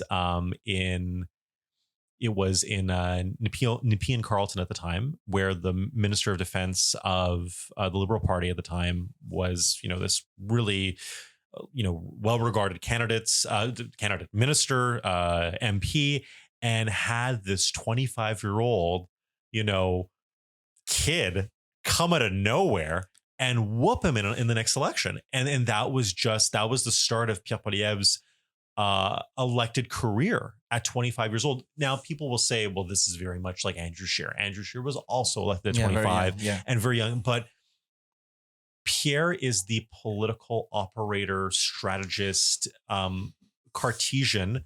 I hear that a lot. That when it comes down to campaigning, the guy is a machine. Oh my! He knocked on every single door in his riding 3 times in the last election.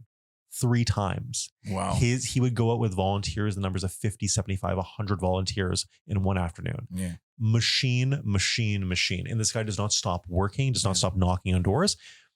But, he's somebody who, again, coming back to the French language, grew up with the French language as part of his life. His father instilled in him that it was important to learn French. Even though you're in Alberta, not a lot of people speak French. It's important that you have, these are my roots that I'm giving to you as my son. Mm-hmm. And when he went to Ottawa, he always insisted that Francophones speak to him in French and not in English, because it was to help him practice. And it was important that he respects them. And that's something for me as an Anglo, as a minority in Quebec. I'm like, wow, that's really cool. Yeah. And that's something that I respect from that perspective. So what else have you been hearing? I mean, is there any other names that are going to be coming out? I think the big question is Rana, because Rana, people have been trying in every single campaign that is either, be it the O'Toole campaign, the Poilievre campaign, the McKay campaign. I don't know which one, but somebody, maybe a bunch of them, have been trying to smoke her out. They've been trying to smoke her out in the media. They've been trying to get her to declare yes or no. And again, she is taking her time because she can afford to take her time. She doesn't have to announce anything right now. And her team knows that. But it's also the smartest strategy, right? Let's wait to see how things are going to evolve. And like a week before the deadline, I can make an announcement. Not a week. Too late? I think in the next week, 2 weeks, if she doesn't do anything by then, it's pretty fair to say that she's out. But she'll make a public announcement. I know that much. She's not going to keep people waiting in the midst, kind of thing. But she still needs to get her money raised. She still needs to get those signatures, which she'll have no problem doing whatsoever. She'll be the quickest of anybody. Yeah. But, that's where we are right now. Rana is the one to watch because the moment she says, I'm in, she wins. You think? Yeah. It's not even a question. The respect that she has from the Red Tories, the Progressive Conservatives, the Reform. What about out east, Ontario, Quebec? People, again, matriarch of the party. She is the only thing that will hurt her a little bit in Quebec is that her French is not as good as Pierre's.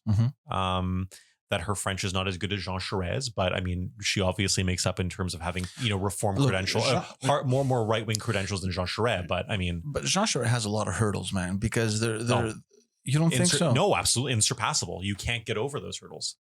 I'm saying that he has hurdles. You agree that he has hurdles or not? I'm saying there's an investigation pending, so that would pretty much block him from even running, right? The one of the first questions they ask you in the conservative leadership contest questionnaire for an aspiring candidate, do you have any current investigations in a criminal matter upon you? Yeah. How does he answer this? No, but he can't. But see, this is what frustrates me, man, because this is an investigation that has been ongoing for 7 years, 8 years. I think that had they found something, it would have been out already, right? Especially given the fact that he was a provincial premier. I mean, you can't just keep that information. It frustrates me that this guy's name has been dragged in the mud. Yeah, and at some point, I mean, look, you either have something or you don't. His lawyer came out this week and said, "Listen, put an end to it.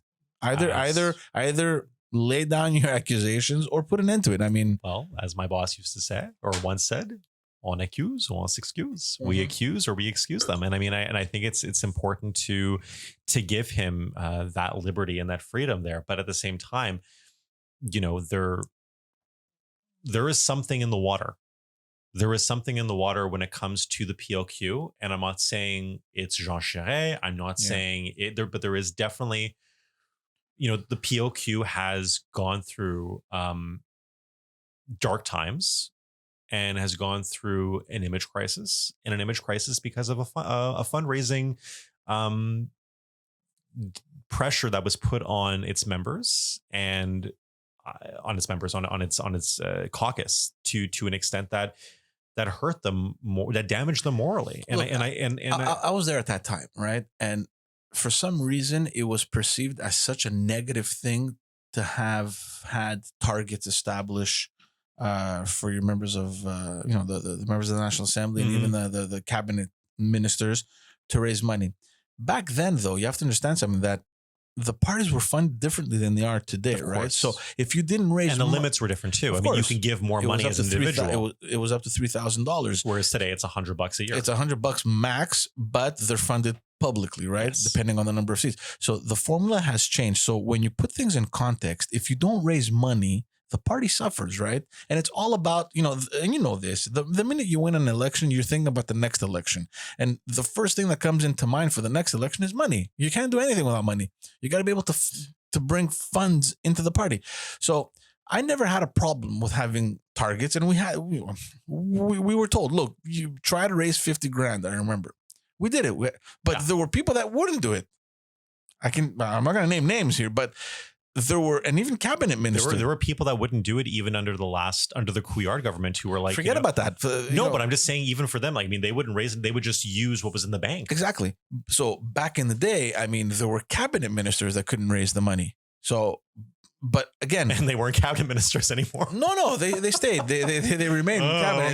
But the thing is that the counterpart was that because, there was much more money that could be collected, everything kind of balanced out, right? But yeah, everybody was motivated. I mean, that was the thing. I mean, we need gas for the next election. Let's go raise money. And at the same time, it helped us with our membership. Like, things were rolling, man. Right. You know what I mean? Now, whatever he's being accused of, there's no accusations, there's no allegations, there's nothing. There's just, I don't know, whatever there is. He's being investigated. Could he have known? Could he not have known? I don't know, right? And we're not going to debate this, but it's probably his biggest hurdle. But assuming, but from an image perspective, from an optics perspective, yeah. But you know what? That's what I was going to get to. If there's anyone that could defend himself, say tomorrow, hypothetically, the case is dropped. Yeah, the road is wide open for him to put in his candidature.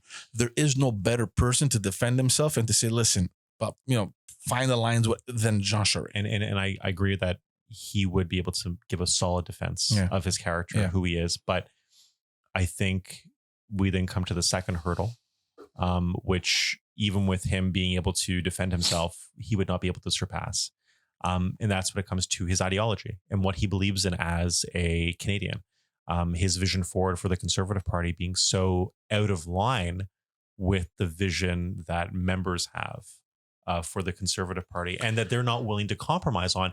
If he was able to find a compromise himself with what the vast majority of the members think in terms of the long gun registry, in terms of finding an equitable but reasonable solution to fighting climate change that did not include a carbon tax, or at least the idea of a carbon tax as we see it. Because he's the one that implemented it, right, in Quebec? And a carbon exchange, for example, then I think that if that was no longer a political issue, then he'd have a viable chance. But those are also issues that dropped the party during this election: gay rights, abortion rights, climate change. And you have a guy that's been supporting these things since the 80s. You understand? So, I mean, I don't know. I mean, where does he stand, in terms of the weight? I understand in terms of the conservative values, but at the same time, when you're thinking, look, we want to win, where did we fail? Who can best represent those issues? Totally. I don't think there's a better candidate. Plus the fact that, one, he's still relatively young, man. I mean, in his early 60s, considering the fact that you have, over 30 years of political experience and you're 60, I mean, it goes a long way, right? No, you're the gold standard of campaigner. Yeah. But I mean, the question is, are you the gold standard of what conservatives want? Yeah.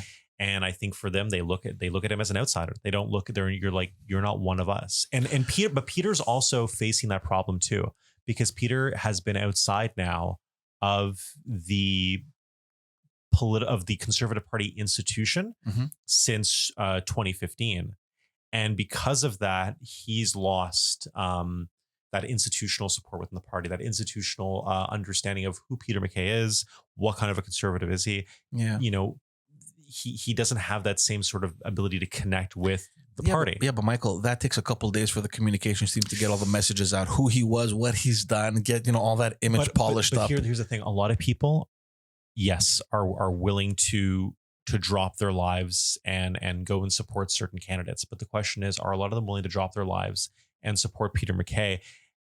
I would say it's easier for the people that are inside of the conservative establishment that have those jobs right now, that work inside of the party, that are able to leave, to go and support Peter from in there, because they already know what they're doing. But if you're going to be leaving, your law career, for example, or if you're working as a consultant, or if you're working in so many different other levels of a profession, are you going to drop everything and go support a guy who's been 5 years outside of the conservative establishments? Whereas, you can find people in that conservative establishment that will go and support a Pierre Poilievre right then and there, because he is classic Stephen Harper conservative values. He is the reform candidate. But is that what the members want, though? Yeah, I think more often than not, yes. I would say. Where was he positioned on the gay rights and the abortion rights? Pierre, when he did his tour in Quebec last week, he had I didn't read up, but I know that he brought that up. Yes, there. Yeah. And he said that gay marriage is a huge success, and he said that he would be somebody who would champion the issue of LGBTQ rights, and that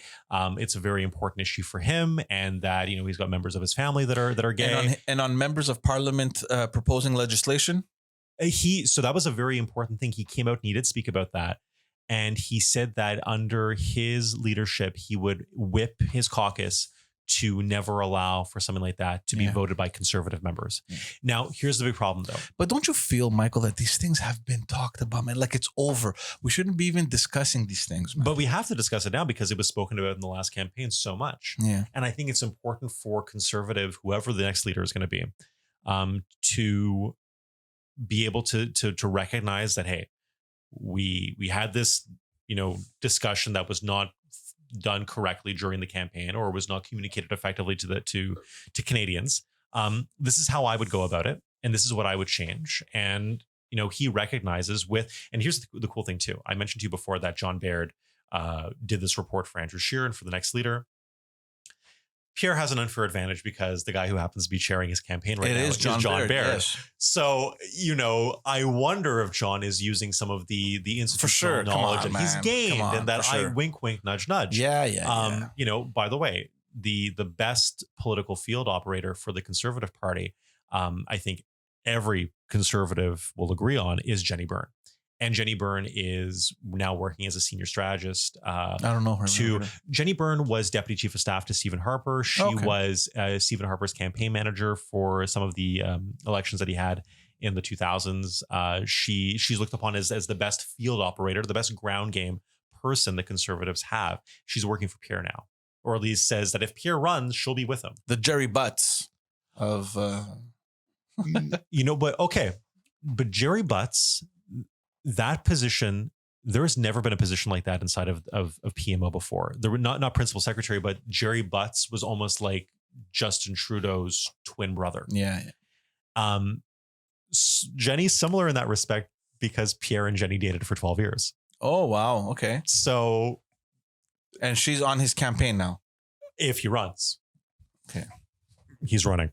Look, man, obviously he's running. Look, there's no doubt, man. Come on, who tours Quebec just for fun? And let's do a media tour. I'd love to tour Quebec just for fun. Yeah. And go do Dumont and do all the RDI. You can come with me too. I'll do everybody. Yeah, let's just take a drive to Ontario and tour the media, a few organizations, a few key leaders, right? You and I can do Eric Duhem tomorrow. Yeah. No. He's gonna run for sure. I mean, I don't think there's any doubt about that. But for me, see, that's what it was. When I'm looking at this thing, I'm thinking, what sank the ship? And are people like mentally like aware of these things? And that's in terms of what sunk the Andrews ship. Exactly. But this was the whole premise of John's report. I mean, it's gay marriage, abortion, climate change. Here are the three things. Yeah, but those are also the three things that split the West with the East. Yes, but it's a question about finding a compromise in the party that's palpable to Canadians, and being able to communicate that in an effective manner, that no one thinks that we're going to renege on our promise and screw people over, because that's what people thought Andrew would do, and rightfully so, because Andrew could not say, wasn't clear on his message, that I will highlight and support and stand with LGBTQ Canadians. He did not say, and for God's sakes, man, can you just go march during Pride? Like, Jesus, which Pierre has said he will. Which I'm sure when Peter announces that, Peter will say he obviously will. Have no choice, man. But the next Conservative leader recognizes that and knows that for sure. On the cool thing about Pierre and Peter, both of them have spouses that are born outside of Canada. Peter's wife is Iranian born. Okay. And speaks some French, as I mentioned to you before. And also Pierre's wife is born in Venezuela. Okay. Immigrated to Canada, raised in Montreal East. Her second language after Spanish is French. French, obviously. And learned English when she started working in Ottawa. And now she works on the Hill for one of Pierre's colleagues. Oh, she's still working. Okay. Yeah. So... which I just think, in terms of having like out of the non-Canadian born spouses, I think it's a pretty cool thing. Like, hey, you know what? Our candidates for leadership are getting younger. Their families are more diverse. And I think that's, that's a wake-up call for Canada and for our party. Look, I think that's also a factor to consider, even though it's based primarily on image. Mm-hmm. You're going up against Justin Trudeau, right? Whether you like him or not, the guy's one of the most popular politicians in the world. He's this good-looking guy, very popular, very populist. I mean, I don't know if you've seen him if you've seen any of his rallies. I've ignored him over the past 4 years. So. You should be at an event where this, like, people, it's like I've been to his events. Yeah, it's like rock star status, right? With the cap over my face, the sunglasses, the duffel coat, that Halloween costume with the glasses and the nose and the mustache that comes in. But then he tries to match me in blackface, and it doesn't work for us. So in any case, but yeah, no, but it's amazing still to see. It's rock star status. I mean, my parents live in Park Extension. That's the riding that I worked in, obviously, and that's the riding that he represents federally. So we had that connection, obviously, with his office. There's the close ties with him personally and with his staff. And there's the Greek Independence Day parade that goes through Parquet, Saint-Jean-Talon. He's always at that. He always does it, obviously. It's insanity. It is insanity. People go nuts. It's crazy, man. So at some point, you have to kind of match... the Conservative Party, you're going to have to focus on, whatever issues that you have to focus on, but you have to deal with image as well. Who's our celebrity is the question we have to be asking ourselves. Look, as soon as the elections were done, the first name that popped in my mind was Peter MacKay. It was the first name. Yeah. Tall, handsome guy, good looking, has experience much more than Justin Trudeau.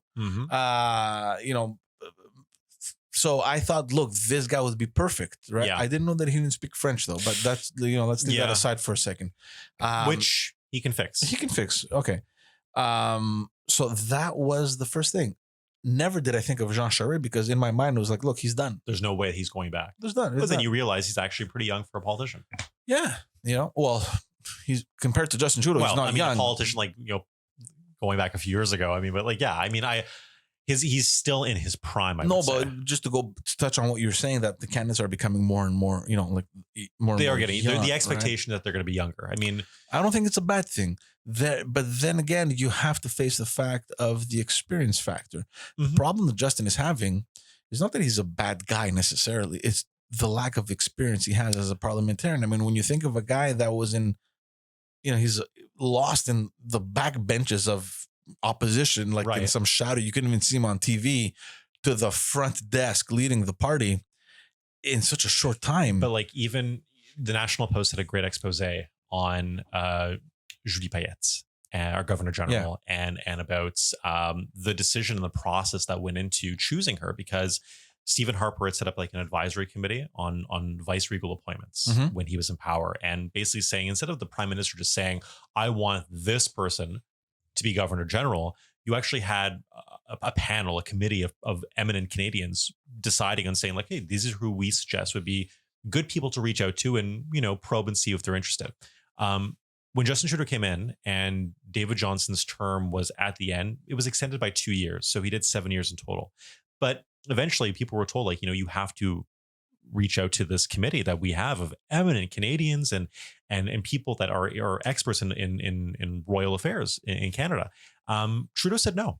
And Trudeau said, I don't want to touch this with a 15-foot pole. I don't want to, no reason whatsoever to do this. I know exactly who I want.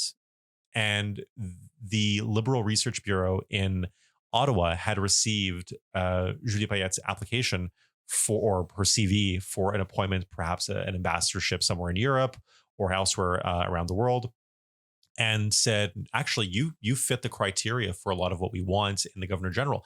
However, what they were missing was what they failed to do. This is a political staff problem. They failed to describe to her what the job of Governor General was, and that you're not a politician, that you do as you're told. You are a ceremonial figurehead who has you have as much authority as this glass of water here. You don't have any authority whatsoever. The Prime Minister dictates for you what to do. You sign the bills that are adopted in the House of Commons and passed by the Senate. Technically, she could refuse. Which would be a constitutional crisis in the making. But my point being is that she, somebody who ultimately her disaster, because constitutionally she is the head of. Sure, but the head of state. It's been decades since we've had a problem for sure of that nature. My point being is that Justin Trudeau was ultimately responsible for Julie Payette's undoing, as we've seen over the past year, because she had a hard time. That first year she had a failure to start, or a failure to launch rather. She was not able to really take on the role. And we saw that she was appointed for her celebrity status more than she was for her ability to look honorific and look as a symbol of Canada and have that appeal there from a regal perspective. We wanted the celebrity, and Ottawa's good for that. Ottawa's good. Politics is it's Hollywood for ugly people, But look, to get back to what we were saying. That's a failure of him not taking decisions into account, is my point. Look, I think that in the next campaign, one thing that I appreciate is that there'll be much less bashing, and it'll be a lot more focused on ideas and exchange. I think personally, right. To be honest with you, look, because during the last campaign I was running the car ride show, so I was on the Conservative website quite a bit. I'm so sorry. It was such a bad website, man. That's why I said I'm so sorry. I was looking for platform updates. Just wanted to know what to exchange with the different candidates that was coming on the show. It was horrible, man. like you scroll down and it was Justin Trudeau this, Justin Trudeau that, Justin Trudeau this. It was everything anti-Trudeau. And then all the way at the bottom, our platform, our candidates, I was like, what? We had a platform. We had conservative messaging. No, there was something. I mean, but for sure there I'm was. just saying but I mean, that it was just so anti-Trudeau everywhere. It's like, come on, guys. But that was our mentality during the campaign. I mean, so I think that it's going to shift from that. You know what I mean? And I think that's perhaps what the Conservative Party should look into for the next candidate. Forget about attacking the party. Let's just focus on who we are, what we want to put out there. Focus on building Canada. Yeah. And focus on focusing on people and on, middle class families and a lot of what Trudeau has been focusing on. Mm-hmm. And hey, listen, we've realized now that wins elections. Now maybe it's not a second majority, but it definitely is a sizable minority. And we have to be able to learn from our enemies. And I think being able to reflect and say, hey, you know what, they're doing something right is important. And I think we can. I want to talk to you a little bit about endorsements and alliances. People are, things are starting to move, right? Mm-hmm. Already. I heard early on Vince Guzzo and Peter MacKay had said that would Charest run, they would support him. Now Peter MacKay seems he's officially in the race. So I don't know how that's going to shape up. I don't know if regardless of his, launching, if he's going to abandon ship and just throw his support behind Charest. I don't know. Guzzo, I don't think he's the ideal candidate to begin with, but that's what he said. He was going to support Charest. Even Brian Mulroney said that he would support Charest were he to run. Which he still will. Why wouldn't he? I mean, Jean Charest is like his protege, right? Yeah, he's not going to. He would never support Peter MacKay over Jean Charest. He would support Peter MacKay if Jean Charest wasn't running. Yeah, because Peter MacKay is Charest's protege, kind of. I mean, it's like kind of there's a nice little line of succession right there. Harper, the big news last week, he came out of the woodwork, man. He's like, listen, I'm abandoning whatever position he had in the party, and I'm campaigning actively against Jean Charest. To someone like me, it comes as no surprise. I mean, those two butted heads so much when, one was Premier of Quebec and the other was Prime Minister. But I mean, I think the biggest insult that occurred during that sort of headbutting was when must have been the transfer of equalization payments. Yeah, where he added to the tax. Yeah. And it pissed off everybody in Ottawa. Yeah, but let me tell you something, man. Because here in Quebec, traditionally, if you're against Ottawa, you win support. Yeah. That's just how it is. It's the political calculation. That's what it is. Yeah. It's the formula for winning Quebec. I mean, Legault came out against Justin Trudeau. He won. Now, I'm not saying that was the factor, right? But the minute that you contest and that you demand certain things and you go against current with whatever's happening in Ottawa, it somehow garners support. It's a win-win for sure. But just going back to when it comes to MacKay or Charest, I think, if I was a betting man, I think that they both might end up running against each other. And in that case there, Mulroney will throw his support behind Charest. Do you think he still has influence in the party? No. Brian Mulroney? No. Really? I don't. I think that it's been a rude awakening for Jean Charest to realize that Brian Mulroney's network is mostly dead. Wow. This is a surprise to me. I thought that he was still, rooted well into the party. No, Brian Mulroney is doing more funerals than anything else these days. And it's terrible, but it's true. It's true. I mean, but I think that was the rude awakening for Jean Charest. It's like, oh, great, I'm having Brian Mulroney support. Hey, that would have been great 20 years ago. Today, what is that? It gives me nothing. Wow. So, okay. But I think we could very well find ourselves in a Charest versus MacKay scenario in terms of the red Tory side of the leadership contest, and we could also find ourselves in a Poilievre versus Ambrose side of the leadership, where I would think that Pierre, strategically being the Cartesian that he is, would realize that he would not be able to win against Rana, but would probably endorse her. Mm-hmm. And position himself, as a deputy. And he's a smart guy, and he has a future. And he's still very young, eh? Very young. How old is he now? He's 40. In his third. Oh, he's 40. Okay. Yeah. But I mean, again, he's spent the career politician, and he owns that. He says, hey, at least I have experience. I know what the job is. Yeah. Guzzo can bribe everybody with all the tickets to his movie theaters he wants, but I don't see it launching. I don't see it happening. I don't think he needs this right now. I think he want the guy. I don't think he needs it ever. No, but I mean, like he's fun. He's fun to have around. Because he took center stage, right? During our campaign. Yeah. He was our Quebec economic advisor. That was the official title that we gave him. Really?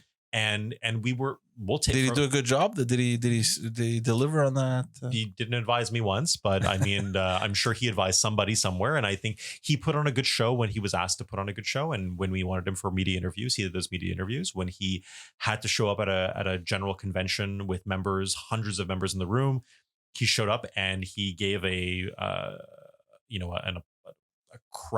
mega crowd reaction. Everybody was on their feet, clapping and screaming, and they thought he was fantastic. He's popular now. He's on a TV show there. Yeah, you have Dragon's Den and whatnot, but people look back to Kevin O'Leary and Kevin O'Leary running in 2017. And they say, no, we've been there, done that. We're not going to go put our support behind somebody who has the same credentials as somebody like Kevin.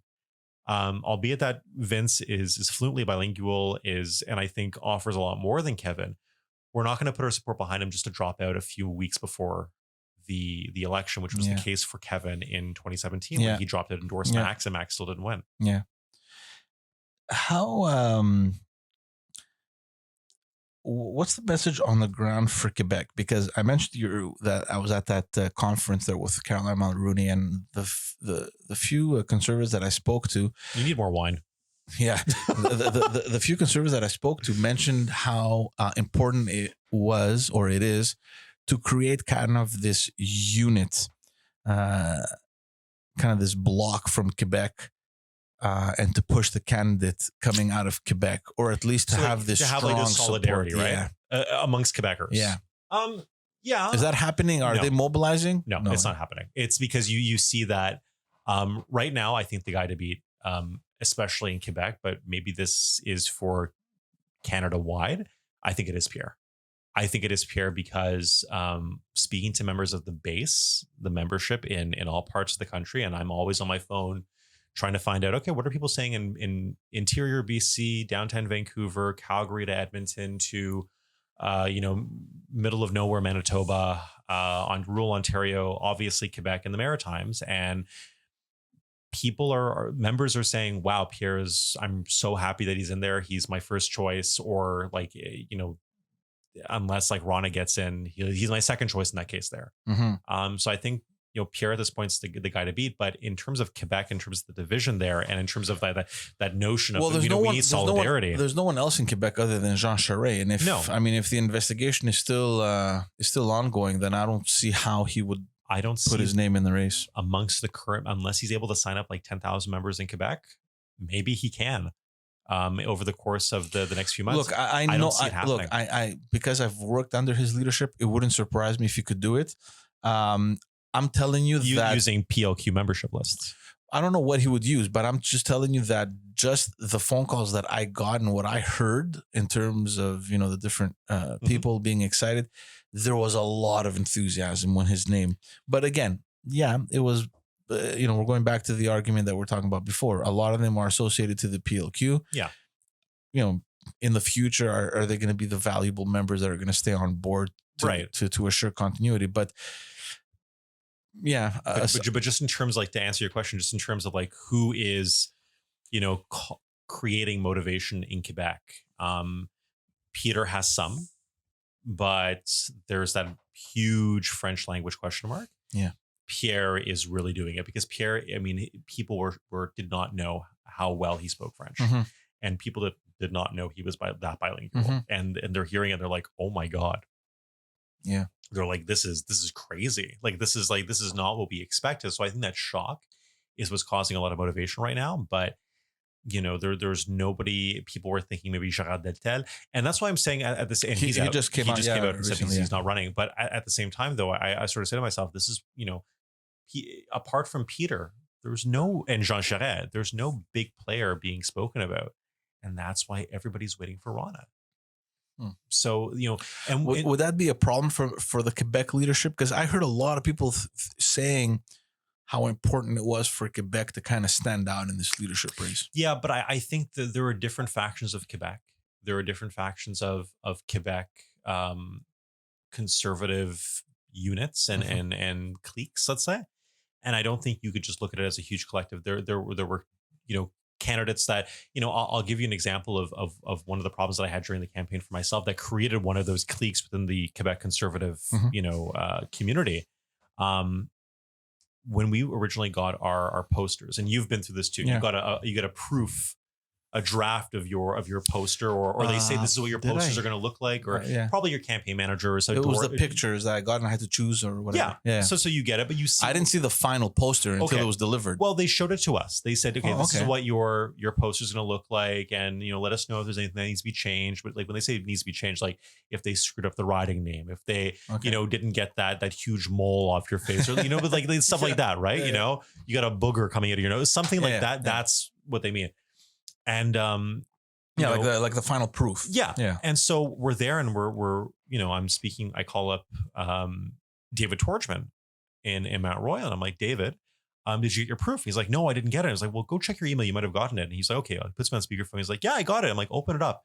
It's like, what's the problem you see? And it took him no less than 5 seconds. He says, where's the flag? And he meant the Canadian flag. Yeah. There was a huge Quebec flag originally in the background of all of our posters.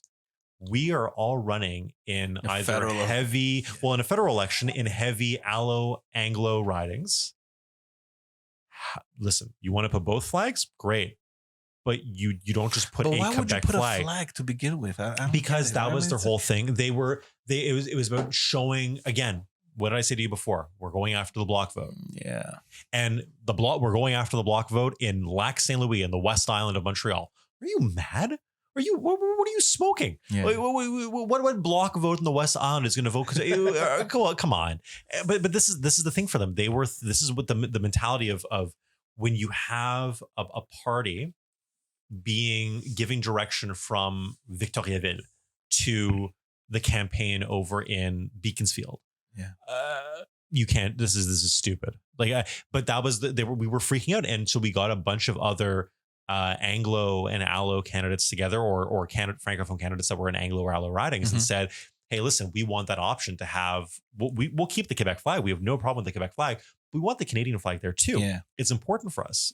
And I don't remember your posters. Well, in the end, the compromise the party made with us is that, okay, we're not going to put a Canadian flag, but we're going to get rid of the Quebec flag. You have no flag, and therefore that's what it's equal. Okay.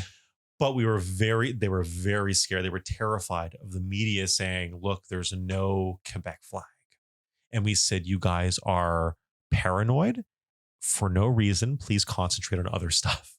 Well, yeah, because people know that it's a federal election, man. It goes to show the disconnect that you have from these campaigns. But it's interesting though, because see, I'm so used to running campaigns provincially where everything is just in one little bubble, right? Yeah. And now it's like people much easier. It is. Of course, it's much easier. It's one province, but then you have people from all over Canada organizing for all of Canada. Yeah. But do you see how, like, when I spoke to you before about Quebec always in the Conservative Party, Quebec always having its own messaging, its own organization on the ground. Yeah. So we get that. That's fantastic. But it's organization and messaging coming out of the regions of Quebec and not downtown Montreal. Right. And there's no distinction. Yeah. But at the same time, you have to realize the fact that Montreal doesn't bring you any seats anyway. It's true. But if we wanted to bring seats for us in the future, we have to actively work on building that relationship with voters and building that relationship with the electorate. And, we need to start doing that now, so that maybe not when I run, how many elections from now, but when my successor runs, how many elections from now, they actually have a chance. Yeah. And that's in terms of the conservative legacy, and in terms of putting aside whatever party it is. Obviously, I would be more happy if it's a conservative, but ensuring that it's somebody who understands the community, that is representing the community. And that's important to me. So, do you think that the current government is going to last longer than, the standard 18 to 20 months as a minority government? I think this government will last as long as Justin Trudeau wants to last. I mean, because in theory, he doesn't need to do anything at this point to antagonize any of the opposition parties to make it fall. So whenever it does fall, it will fall under the circumstances that Trudeau and his team want to fall under. Yeah. So it's not going to be because there is some conservative bloc NDP plot or conspiracy that takes down the liberal minority government. Because it's a minority, but it's still a strong minority. It's a very strong minority. Yeah. And I don't think that any other party is in a position right now, ours included, we have a leadership race going on to try to take it down in any sense of the foreseeable future. Mm-hmm. I mean, it'd be extremely inappropriate for us. But it's also a financial matter too, right? But that's exactly even what I'm talking about. The NDP lost almost half their seats. Yeah. I mean, I just could not understand how Jagmeet Singh came out during election night just hopping and dancing and smiling. I did not get that. Dude, you lost half your seats. Yeah. I think it's because he thought it was going to be a lot worse. I think it's because he thought it was going to be a lot worse, and he felt to himself that, you know what, at least I have the couple dozen seats that I have now versus 3, because three was a prospect, 7 was a prospect. Yeah, he got 2 dozen. Quebec was destructive, man. He got his ass whooped in Quebec. Yeah. But he knew that was coming. He has one left, right? In Quebec, it's Alexandre Boulris and Rosemont Petit-Patrie. Yeah. So I mean, in like the only guy that legitimately deserved to celebrate was Yves-François Blanchet. Yeah, he had every right to just flip around and do whatever he wanted, and he celebrated all right. I mean, for my journalist friends that were there on the ground, I mean, but the thing is too is that the one thing they noted was the young people in the crowd with Yves-François Blanchet. But that's always the case, man. Even with the Parti Québécois provincially, they managed to rally a lot of youth. Yeah, they have turnaround, man. They have turnover, but provincially, though, it's different because a lot of that crowd kind of shifted to Quebec Solidaire. So they have an issue there with the Parti Québécois. But federally, there's only one option, right? So, they've always had the youth. Yeah. Which is what provincially the Liberals struggle with. Which we had in 2014. But if you look at the voting blocks, we won the youth in 2014. The CAQ won it in 2018, the 18 to 25 vote. Yeah. And it goes to show, like, how that is becoming a more important demographic, if not the most important demographic. Look, everybody says it's the important demographic, but at the same time, when you look at the statistics, they don't come out to vote. They vote the least. But they're voting more than they did before. Yeah. And that's what people are focusing on right now. And that's what, when you look at polling experts, you're no longer polling on landline telephones anymore. You're polling on cell phones. For sure. Polling online, and online polling is becoming more and more accurate than any other polling. The scary thing about youth is their loyalty, their allegiance. They're gonna. I feel like they shift based on issues, rather than their ideology. Right, like the environment. Okay, who's going to defend the environment the best? We're going there. They're the new single issue voters. Yeah, which is, I don't think, necessarily a bad thing. I mean, if they want to, if they want to capitalize on getting those issues spoken about and actually seeing action on, I think it's a good thing to do. And I mean, I think Trudeau was banking on doing that on climate change, and it worked by and large for him. I think that I think climate change saved his butt more than you think. I think that it saved him government and there was a lot of people confused with what's his name? I'm forgetting his name. The environmentalist there that won in I debated him. Guilbeault. Stephen Guilbeault. He's the worst debater in the world. He cannot debate to save his life. Yeah, but he's not a politician. Man. No, it's very evident. He's not a politician. Even at this point now, as minister, I'm so sorry to his staff and to the Liberal team. Let's get one thing straight. If Trudeau went and got one superstar, it was Stephen Guilbeault, who can't speak to save his life. Regardless, he won a riding that nobody ever imagined would go to the Liberals. This is Gilles Ducep's riding. Sure. All right. Sure. Which, believe me, crushed me more than losing my own riding on election night, because I debated Stephen 6 or 7 times during the campaign. Because I was the candidate that was sent on all the environmental issues. Apparently, I became an environmental issue specialist during the campaign. I was more than happy to take on the role, and I thought it was a lot of fun. And I learned a lot about environmental issues and climate change and things that are really important right now.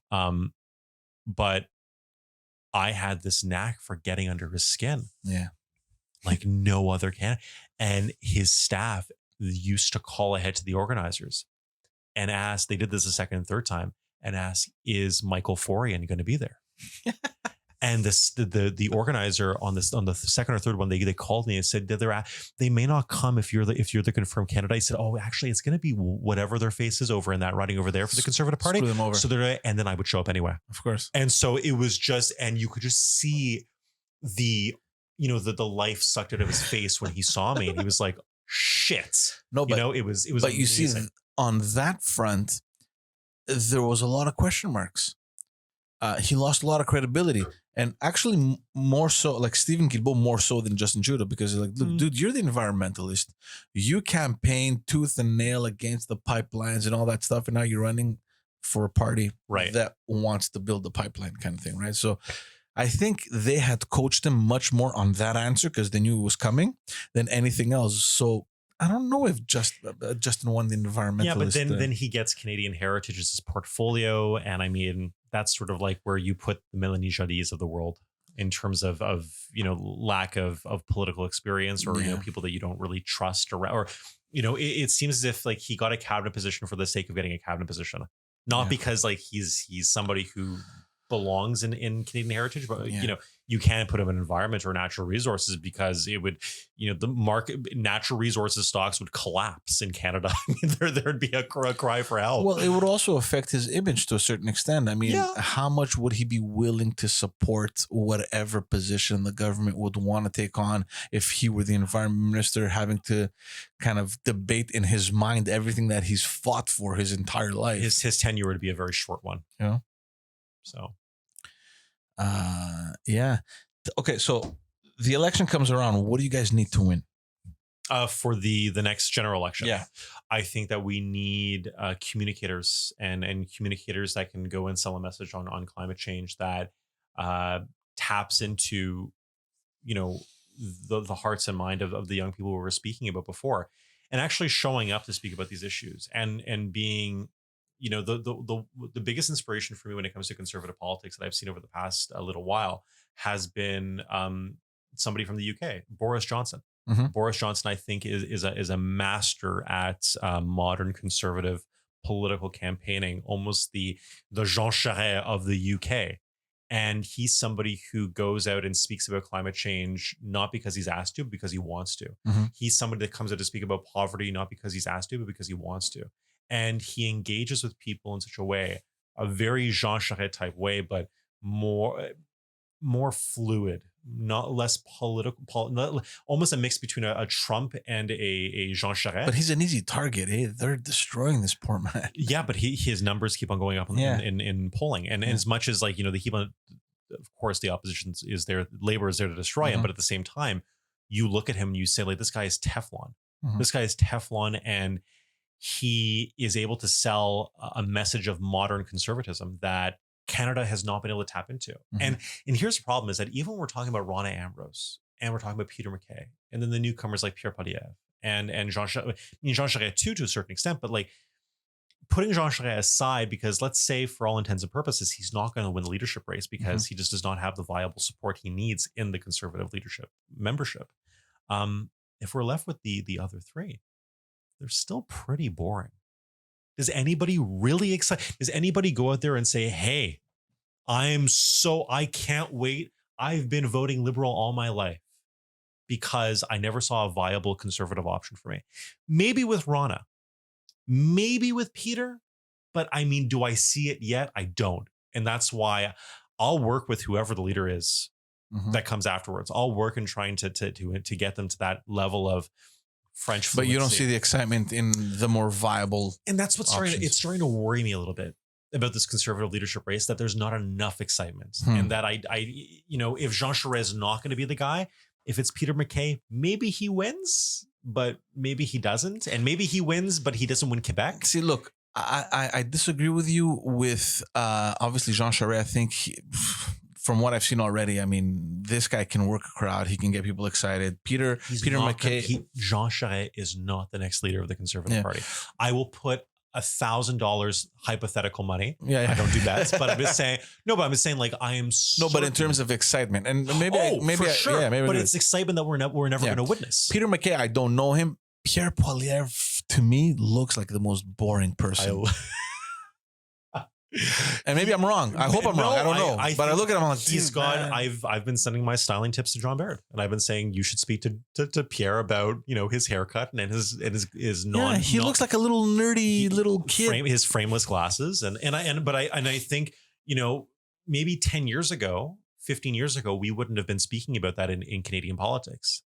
But I think today, in the dynamics that we're dealing with, we don't have a choice. You know what I think? I think you have to separate the image that people associate conservatism with from the candidate. Like when you look at Pierre Poilievre, you're like, look, dude, that's a conservative. You know what I mean? From a mile away. Dude. Yeah. So you have to lose that, Right. You have to look at someone and say, okay. Like Peter MacKay has it. Peter MacKay has a look that he can do it. He has the look, but he doesn't have when he speaks, when he gives a speech. I've never heard it. Oh, I'm listen, maybe I've never, I needs don't his remember. Red Bull or something before he goes on stage or something. I just don't see it.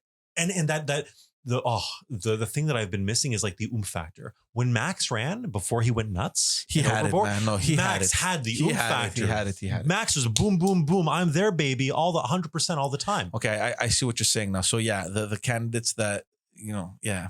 Rana's great. Is she? But I want to see. I again, even she was, I think, a lot more tamed than she probably would have been as interim leader if she was, for example, legit leader or duly elected by the membership.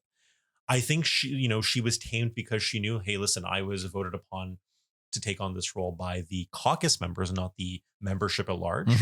And so I have a certain reserve that I have to maintain. And she did that really well. Yeah. And she knew her role and she played it perfectly. But people wanted more from her and people want to see more from her. I have never in my life gotten more excited from a political speech than Jean Charest. Yeah.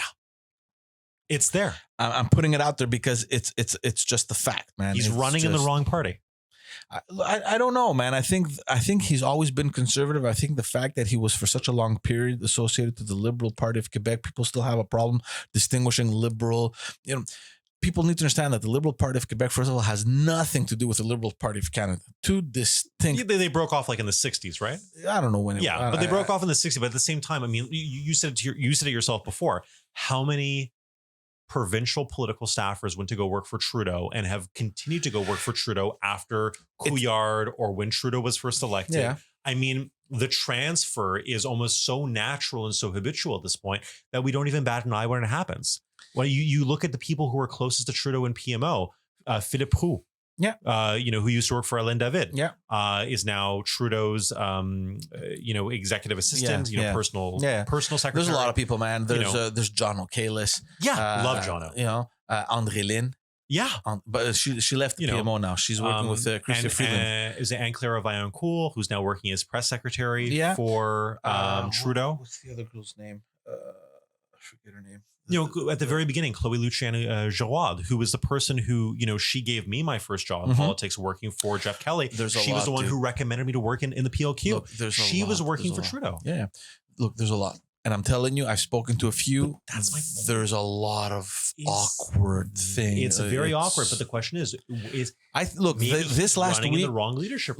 This last week, people kind of calmed down. The text messages stopped. The phone call stopped. He took a hit. With all these things coming out in the media.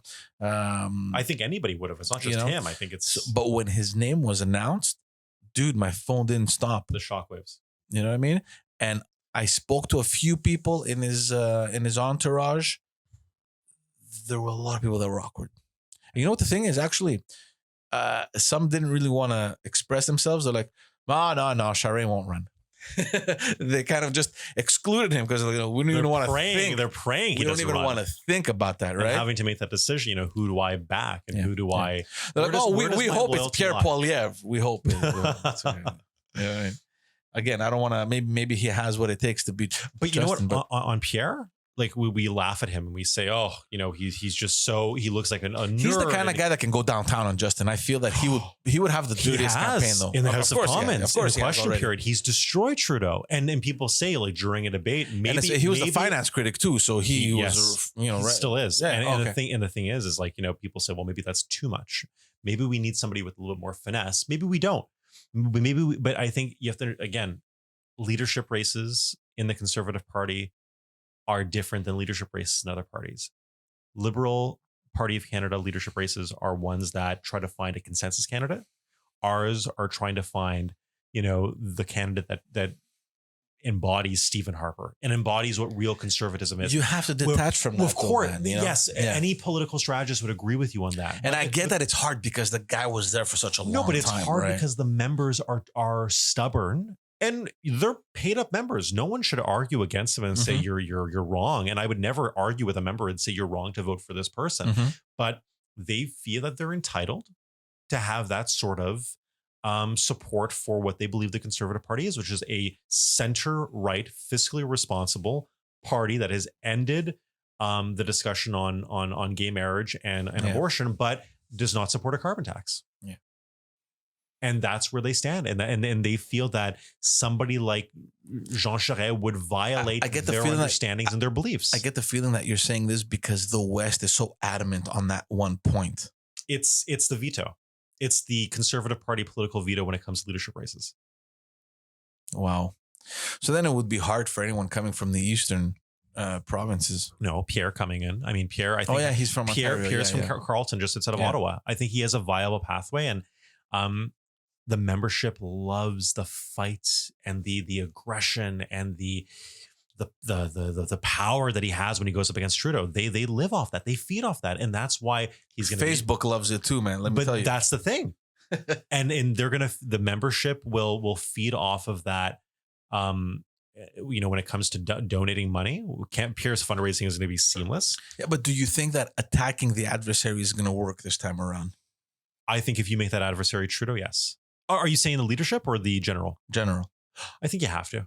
I think it's expected. I think, what we lacked a lot was ideas, and people want ideas, and people don't want you running on your record or your record as leader inside of an opposition party. Yeah. People want ideas. They want new ideas. But when you don't have those ideas, you're lacking them. What else do you have is to attack the incumbent. Yeah. And that's the only thing you have left at that point. Which would make it very difficult for Charest, let's say he would run, because he's gotten a couple mandates from the Trudeau government, right? He's the chief negotiator for the UN, so they can get their seat back on the Security Council. He was on the advisory board for the renegotiations of the new NAFTA agreement. Canada-EU relations. Yeah. The new trade deal for that. Also got a mandate for the China, I think. The PPP, whatever it's called, and also has a mandate to defend Huawei.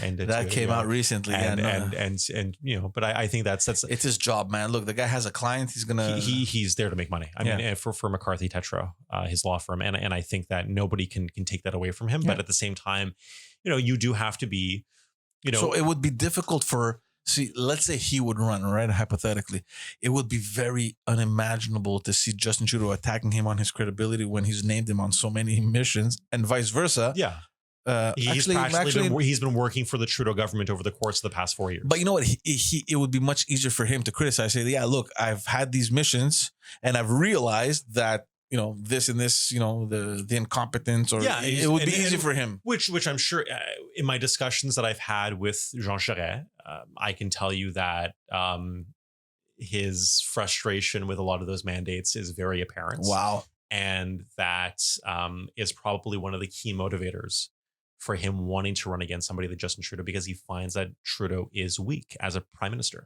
and does not have a leadership style that any Canadian prime minister would want to, would aspire to. It's almost too easy for him. Charest looks at it and says, "Oh my God, I could do this so much better, and make this guy look like a fool." Because he could. Exactly. Personal opinion here. Personal opinion, which I know it's biased. It's very biased. I know, but I think anybody can see that. Even the anybody. When his name came out, the first thing that went through my mind was the debate. For I don't know why. For some reason, I'm like, how is this going to go down really badly for everybody else? Yeah, monster. He can rip you apart. Yeah, and in the most, and he still got it. I mean, he hasn't lost an inch. No, but even still, is it going to be enough to? I just think he has. I just think. Look, you know what the thing is. I think the West is going to have to come to terms with the fact that they need to win, right? So it's what you said before. you're going to have to concede, right? The people from the East are going to have to give something, and the people from the West are going to have to take away something. I mean, at some point, you're going to have to come to a certain consensus and come to terms with the fact that, do you want to win, or do we want another 4 years or whatever time in opposition, right? When his name came out, immediately I thought, look, there is no other viable, like at this point in terms of politics, there is no one that can even match him, right? He knows Canada inside out. Right. He's known much more internationally than anyone else. He has a reputation. He's worked on files that are still, talked about today. But the question is, everything, all that garbage, all that baggage that he's carrying, from Quebec, which is unfortunate, but, and I think that's just still going to be there. I think it's going to block him. I think it's that hurdle. I just don't see how he can overcome it. And I don't see how the party could be fair to everyone else and allow him to put down his nomination if he's being investigated. Right. And I think that unless they find some sort of loophole or some excuse, I don't know. There is. I hear he's very close with Lisa Raitt, though. I hear they're they've had phone calls, they've had exchanges. So, yeah. Here's the thing. The bottom line is that, everybody's loyalty. If there's one person that the Conservative membership and the Conservative Party as an institution, the employees of the party, the caucus members, the Conservative Party as a whole, if there's one person they're loyal to, it is still Stephen Harper. And one has to respect that. And so my point being is that when you see, because he's still very active in the party, apart from having resigned from the Conservative Fund in the past week, supposedly to take on Charest's candidacy, which he's now saying is a go. And he's taking, what a man. This is him saying, because Charest did call him, and did ask for him to give his approbation to his candidacy, and Harper told him to F off. Harper said no. He said, "Are you crazy? There's no way I'm going to say yes to you making a run to take over the party that I brought together." But you know what? I don't think he was surprised, and I think he probably expected that answer. He just did what he had to do because out of courtesy. Let me just. I don't think he expected Charest I don't think Charest expected Harper to, resign his seat on the Conservative Fund. No, but I'm sure he expected his answer. But to drop his connection with the Conservative Party, though, and then but to say I'm actively campaigning. Yeah, no, that's huge against your presumed candidacy. I will do everything to destroy you. I will support your opposition in a leadership race. I will make sure that you will not even get close to winning this leadership contest. That honestly just changed the dynamics of this whole campaign, right? It kills you. You're dead from day one, and that's why. But that's not good for the party, though. A lot of people are upset. A lot of people are upset that Harper's doing this, but there's also a lot of people that are the Harper loyalists, which I would say are the vast majority of the party, that are saying, "Thank God he's doing this, and thank God he understands that it's important to." Look after the integrity of the party in itself, because they look at Charest and they think their impression is that he doesn't have integrity, and that, they don't look at the investigation or allegations against him or not against him in the same light that you and I look at it as Quebecers who were involved with the PLQ or are involved with the PLQ. And we understand sort of the background that people in Western Canada or in other parts of Canada don't. Mm-hmm. And we have that knowledge. They don't. And that's a benefit to us, but maybe a disadvantage to them. But yeah. It's going to be interesting, definitely, man, in the next coming weeks until the end of February. Thanks for coming. Huge pleasure. I love doing this with you. Thanks for the wine. I wasn't expecting it. I was preparing to make coffee. You walked in, you're like, fuck the coffee.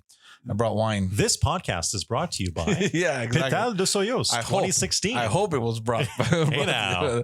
I appreciate it, buddy. I'm going to be seeing you, obviously. We're going to be having this discussion, or at least a round 2, I think, sometime in the next little while to catch up on this. Whenever, you live nearby, so So Brossard boys. you just give me a call and we'll set it all up. Big time. Thanks, Buck. Huge pleasure.